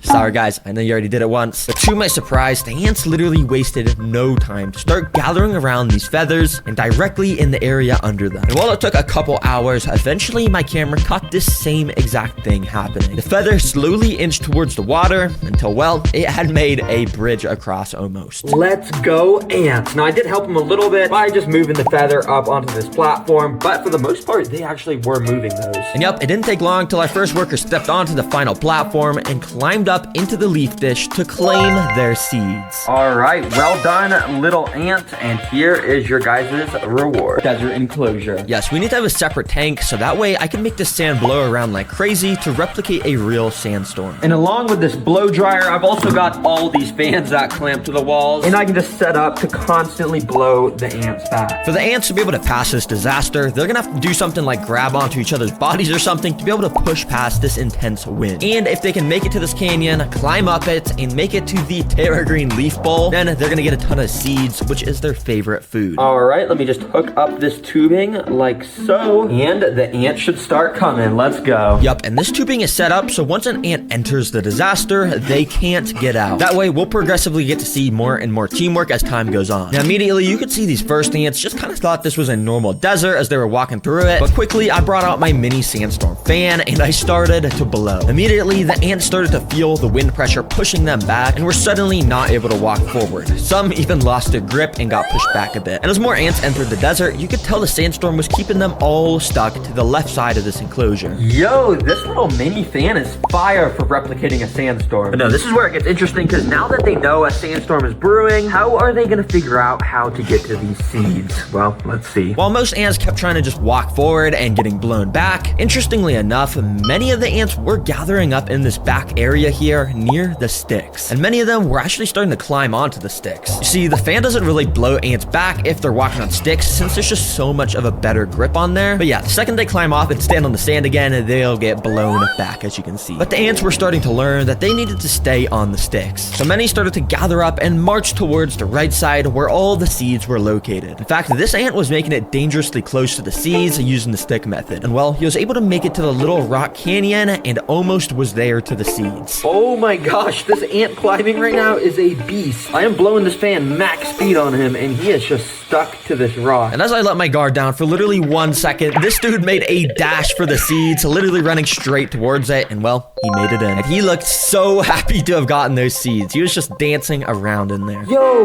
this ant is crazy. I didn't even have time to blow him back when he got up into this area. Since the ants passed a disaster, I gathered them all up and put them back into the nest. And I gave them the food prize, which of course they started to take down into the nest. Earthquake simulating platform that if I go and press this button or whatever on top starts to shake so much, which recreates a real earthquake.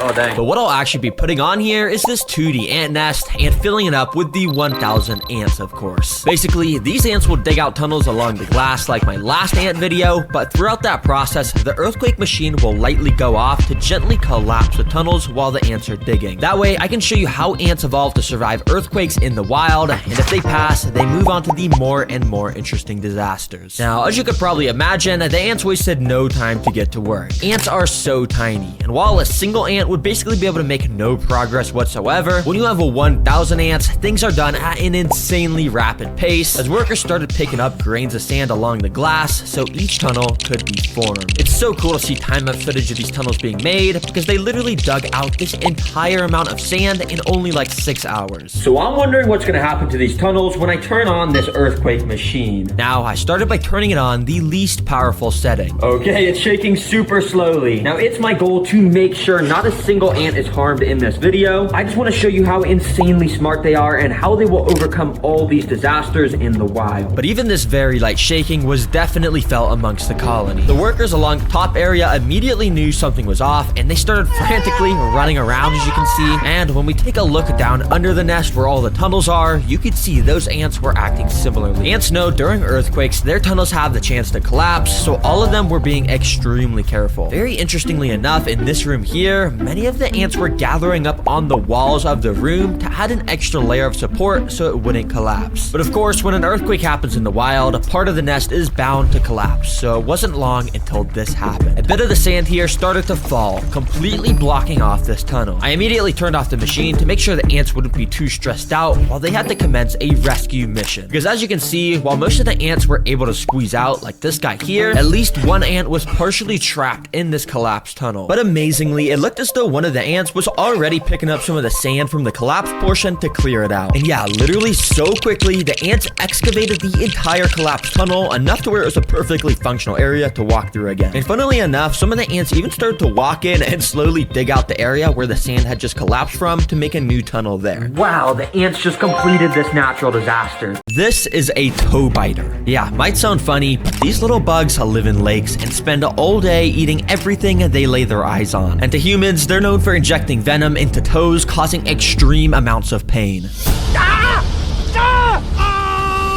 So I found this website that will sell me some to keep as pets. Yep, I'm gonna build them a home in this fish tank. Let's buy 2 of these.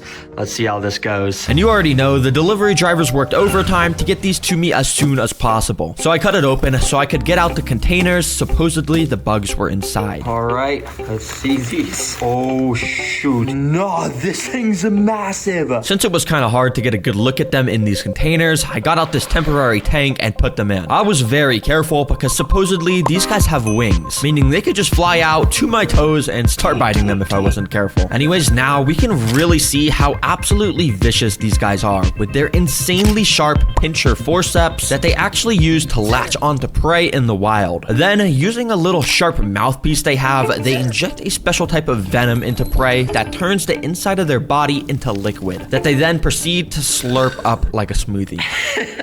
Yeah, I really hope these guys don't escape while making this video. But anyways, let's just build them a home and keep them as pets. This can't go well, but the first step is to make the background of their home. To make this look good, I wanted to put this black board along the back. That way the tank would have more of this dark feel that matches how creepy the toe biters are. Then I got out some spray foam. Yep, wouldn't be a TerraGreen video without it. But this time I used the foam to connect all these pieces of cork bark along the back to add some sort of natural feel to it. I even went and covered all the excess spray foam with some dirt so it wouldn't be as ugly. But the coolest thing is, as you can see, is I actually hid some of these plant pots along the top. Basically, it's gonna allow me to plant some beautiful plants in here, and it's just gonna be super luscious by the end of the video, probably. But to really complete this backdrop, we need to add these. These are called sticks. Yep, and we're gonna put these along the back wall. If you didn't know, sticks are really cool because they grow from trees, and they're actually made of wood. I'm just kidding, guys. I know you guys all know what sticks are.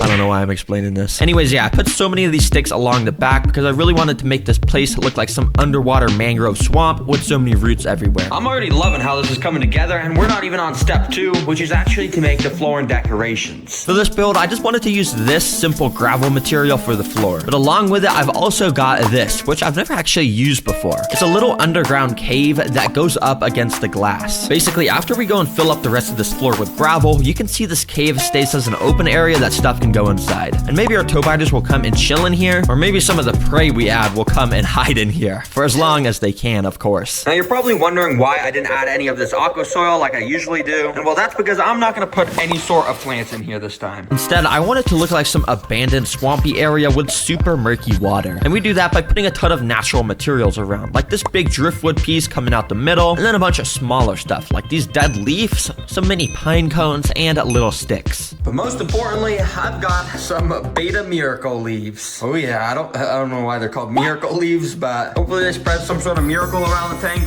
something like that, surely. But actually, I kind of do know why these are called miracle leaves. Because if I go and fill up this floor area with just a bit of water, you can see over the span of about an hour, it starts to turn into this brown, murky color. That's because those leaves and all the other natural stuff I added inside is spreading around tannins in the water, which turns it this color. And it's actually super healthy for any fish or bugs that would live in here. Dang, the more you know. Anyways, I drained that while I continued on with the build by putting in a few lava rocks and covering them in a bit of the sphagnum moss, which I also put all over the background of the enclosure. Finally, the most important decoration is some little mini plastic boots. Yeah, because we all know at the bottom of every lake and stuff, they just got like boots and stuff. At least that's what all the fishing games I've played have told me. Yeah, I got some pretty cool decorations, as you can see. I'm just gonna put that there. Now for my favorite part of each of these weird pet videos, the DIY decorations. And for the first one, let's make some pictures. Yup, I literally went out and bought these mini dollhouse picture frames. I'm just gonna scatter all around the enclosure with funny pictures of toe biters. And to make some funny pictures, I gotta do some photoshopping. I'm a Photoshop master, so this should go pretty well. First of all, I used my expert skills to make a picture of a toe biter eating one of its favorite foods ever, a frog. Yes, they actually eat frogs in the wild. Then I made this picture of a toe biter flying in the air with beautiful angel wings. Because yeah, like I said, they can actually fly with their actual wings, but they don't look as majestical as these angel wings, of course. Finally, I found this picture of what it looks like when a toe biter lays eggs. Yeah, apparently they literally keep them on their back until they hatch. So I put a bunch of baby toe biters all around this mom toe biter. Then we just gotta go and print out these fantastical pictures. And yes, I finally got a printer at my house, so I don't gotta go to the store no more. And wait, no, what the heck is this, bruh? Oh my gosh. Oh my gosh, I forgot you gotta buy color for the ink. Okay, I guess I gotta go to the store anyways. Please do that, by the way. Yeah, so I drove to the printing store to get the photos instead. Anyways, when I got home, I cut out all the little images and put them inside their frames. As you can see, I obviously have the ones I photoshopped, but I also found this picture of all the toe biters' favorite foods, like insects and fish, so they can daydream about them all day. And I also found this picture on Google of some crazy person who willingly let this thing bite him. Why the heck would you do that, bro?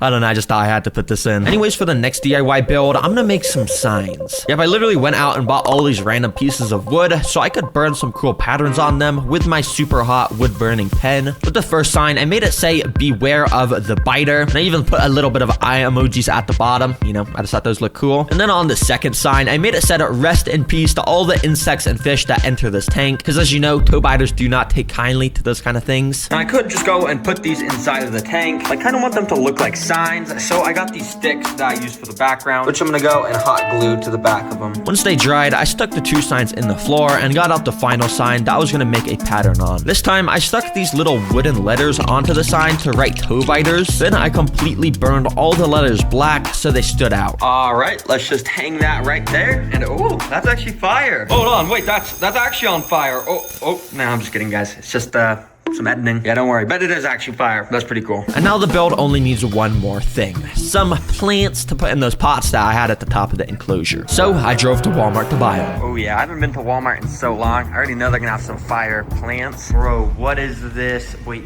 this is the entire plant section? Yeah, I don't know what my Walmart is doing, because why the heck is there only like 5 plants here? None of these plants are even the right type, and they would all die in the water. Come on, Walmart. Hashtag bring back the plants. Everyone comment that. We actually got to bring back these plants. Anyways, I went home and instead just got out these terrarium plants I had sitting in my garage. Listen, guys, I tried to go to Walmart. I know you guys get mad at me whenever I don't, but hopefully this is good enough for you guys. And anyways, once the plants were inside, I filled it up with water, and as you can see, it turned super brown from all the tannins, of course, which is perfect. That's exactly how I wanted it. And yep, this is now 100% complete. We don't need a filter or anything because toe biters are extremely resilient to water. So the next thing is to literally just get these guys inside. Okay, I gotta be extremely cautious with this. I have no idea how I'm gonna do this. I'm just gonna, okay, 3, 2, 1, quickly pick it up. Oh, they both fell off. No. Okay, they're swimming around. I'm gonna put this back on top so it'll fly out. So I instead went with a different approach and moved the cork bark to the new tank and instead used this net to try and transport the toe biters without them flying away. Okay, move.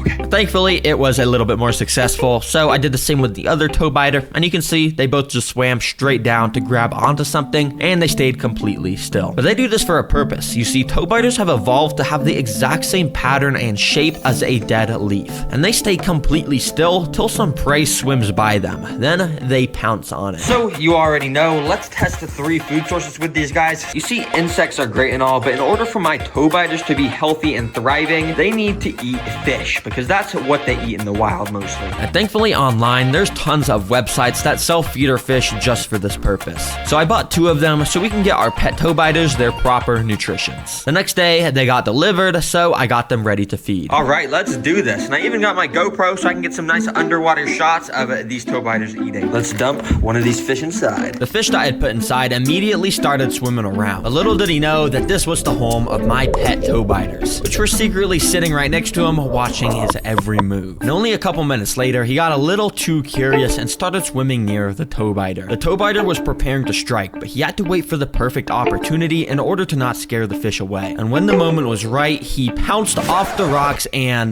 missed and scared it away. Bruh, come on, I thought you were a master hunter. So instead, 5 minutes later, I decided to just help him out by feeding him with some tweezers. There you go, boy. Hope you enjoy. And yeah, this seemed like it was probably his favorite food, and he would not let go. Mealworms are one of the most common foods for the kind of pets I keep, so I had a feeling these guys would definitely enjoy them. First of all, I dumped one in the water with some tweezers and waved it around in front of this guy. And instantly, he dashed off of his rock towards it, and it actually scared me a bit, but he didn't even actually end up attacking the mealworm. So when he found a new spot to go and rest, I did the same exact thing. And this time, he struck at it, and he scared me so much, I actually dropped the tweezers with the worm. I don't know why this scared me. I'm literally using tweezers, but yeah. Anyways, on the 3rd attempt, this is what happens. He went and grabbed the mealworm with his claws, and he actually got a good grip with it. Then he brought out his sharp mouthpiece and started finding a good spot to poke into the worm with. Eventually, he made the bite, and as I said earlier, they inject a special digestive enzyme into their prey that turns the inside of them into a liquid that they then proceed to slurp up like a smoothie. And yeah, this must have been a tasty, tasty smoothie. I think there's roaches in here. Oh yeah, right there. You see them? I wanted to make this one quick, so instantly I put one of these roaches in front of the second toe biter, and almost immediately he pounced onto my tweezers totally, and he just like would not let go. I think he didn't even see the roach, so I just knocked him off the tweezers and tried again. This time he actually grabbed the roach, but he also grabbed onto my tweezers again and straight up just would not let go. So I kind of just set the tweezers down while he ate the roach, and you can see this guy was also absolutely slurping this up and probably enjoying it a lot.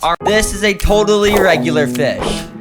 Just kidding, it can literally walk on land. Yeah, I just figured out that there's this species of fish that has evolved over millions of years to be able to survive out of the water. It's called a mud skipper, and I want to keep it as a pet. So I did what any normal person would do, and I drove to PetSmart so I could buy it. Hi, do you guys sell mud skippers?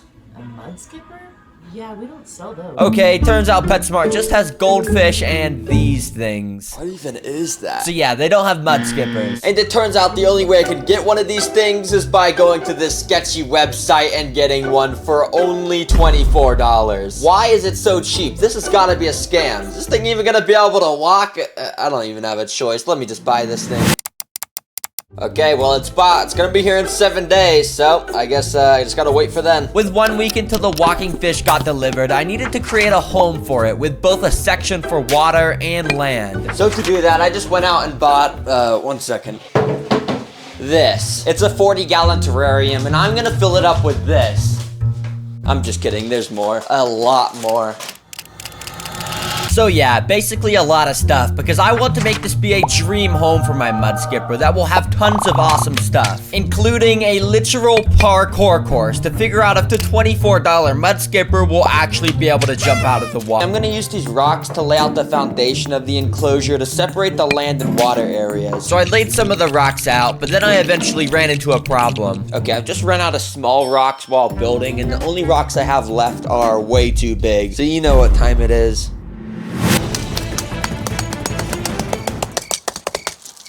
There we go. So I continued building up the height of the rocks like this, because I'm planning on building a waterfall here with a working water flow, so the walking fish will be able to play around in it. Now to fill in the gaps, I've got to use this spray foam to, spray it.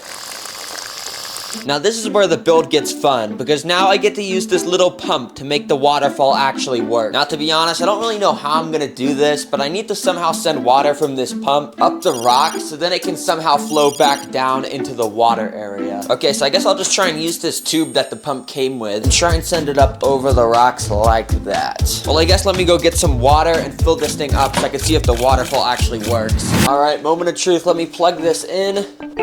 And it's plugged in, and wait, is it working? Kind of. Okay, this is more of just like a sewage pipe than a waterfall, but oh god, why is the water turning brown? What is going? Since it wasn't working very well, I decided to get some more water and add that in to see if it would help. Okay, with more water, the water pressure of the waterfall goes up a lot. Bro, what is this? Can you stop going? How is it? Okay, oh shoot, oh nah. Bro, it is spraying all around my room. Turn it off. Turn them off. Though thankfully I found this dial on the pump that let me turn down the water pressure, and then the waterfall was actually working pretty well. All right, there we go. To finish it off, I glued some rocks on the top to hide the pump, and I also drained out the sewage water because, yeah, we don't really want that. The waterfall was now complete, but this is only just the start. I have some crazy things planned for the walking fish, like building a literal parkour course for it to play on. Yeah, I am not kidding. But first, I need to finish the foundations of this enclosure, which means I need to make it look like a beautiful lake. To do that, I got a bunch of different stuff like wood, which I glued onto the rocks. Now I've got to add the substrate. So for the land area, I'm using these black balls, which I'll put behind the rocks and sloping down the waterfall. Finally, I put a layer of dirt on top to make it look more natural. Now for the water area, I'm gonna keep it simple by just adding in some sand, you know. All right, the substrate's finished now, but if I'm not gonna lie, this kind of looks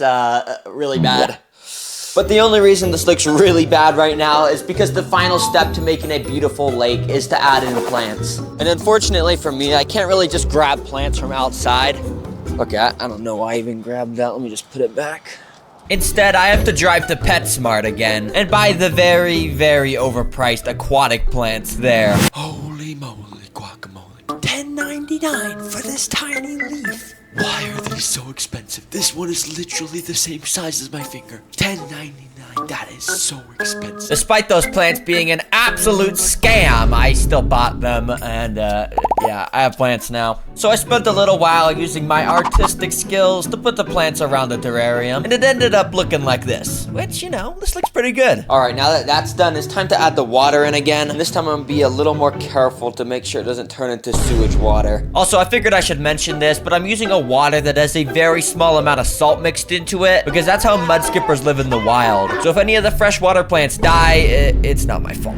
Oh my god, look at this. This is literally like a paradise. There's a working waterfall, there's plants, okay, I mean, that's just normal, I guess, but, you know, it's still pretty good. And look, this is the best part. I even got a light on it that when I press this button, it will turn it to nighttime. And by nighttime, I mean it just changes the light to blue, but, I mean, you still gotta admit that's pretty cool. The base of the enclosure was now finished, but there were still 4 days until the mud skipper walking fish arrived at my door. So to make this enclosure even better before he gets here, I'm gonna add a bunch of tiny fish inside. But before adding in the fish, I quickly poured some healthy bacteria into the water in order to let it cycle and make it safe for the fish. All right, well, it's been a couple days now. I guess let me just go get the fish. You know, I gotta go to PetSmart again. I'll be there soon. So I went and purchased the fish and got 4 of these mollies. Okay, the fish have been acclimating in the water for a little bit now. And to put them in the water, I'm gonna do a super cool transition. So basically when I clap my hands, they'll be in the water. 3, 2, 1. Boom! Look at that. That's a super clean transition. But anyways, the fish are in the, you know, the lake. So I got 4 fish, 3 different species of mollies. And, you know, they look pretty cool. We got like a zebra-looking one, some goldfish-looking ones, and then there's a black one. You know, these are pretty cool. And look at this. This guy's eating the sand right now. You see that? What the heck? I didn't even know they did that. Okay, wait, I'm not even gonna lie, these are actually super cool. And to make it even more diverse, I also got some Narite snails, which will help clean algae and stuff. So yeah, that's pretty helpful. But if I'm not gonna lie, I'm kind of getting bored of just these normal fish. So you know what time it is. It is time to add in the walking fish, the reason why we're all watching this video. So, let's just get to the good part. Alright, I just got a notification on my phone. It says it's here. So you already know what time it is. It is mud skipper o'clock. Let me just get this package. Oh yeah, check it out. This is the walking fish inside of this box. So let me open this thing up.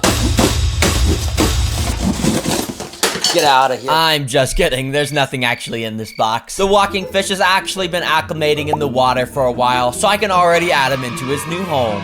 Right after adding him in, the little fish started to swim all around his new water area. He even started to play around with some of the other fish. But of course, this isn't just a normal fish, it is a walking fish. And this little guy clearly knew how to do that very well. Oh my god, this guy is just walking around on land. This is so cool. Mud skippers are able to defy the law of fish because they have not only the ability to breathe through their gills like all fish, but also through their skin while it's still wet. So in fact, mud skippers will actually spend more time out of the water than in the water. So I don't really know if they can even really be considered a fish at that point, but I mean, it still looks like one. But the best part of this video is coming up now, where I'll be feeding the mud skipper all types of food, including live insects, to see which he likes the most. Then I'll build him a parkour course, and if he can successfully complete it, I'll give him unlimited of whatever his favorite food is. But of course, this little guy's first gonna need a name. So after searching through thousands of options, I came across the perfect name. This walking fish will be called Franklin, because I just feel like he looks like a Franklin. Anyways, let's feed Franklin straight to dropping them in front of Franklin. This time he was under the water, but that didn't stop him as he tried to eat the worms right away. Although there is a reason why I said he tried to eat the worms, because he failed so many times at trying to eat it.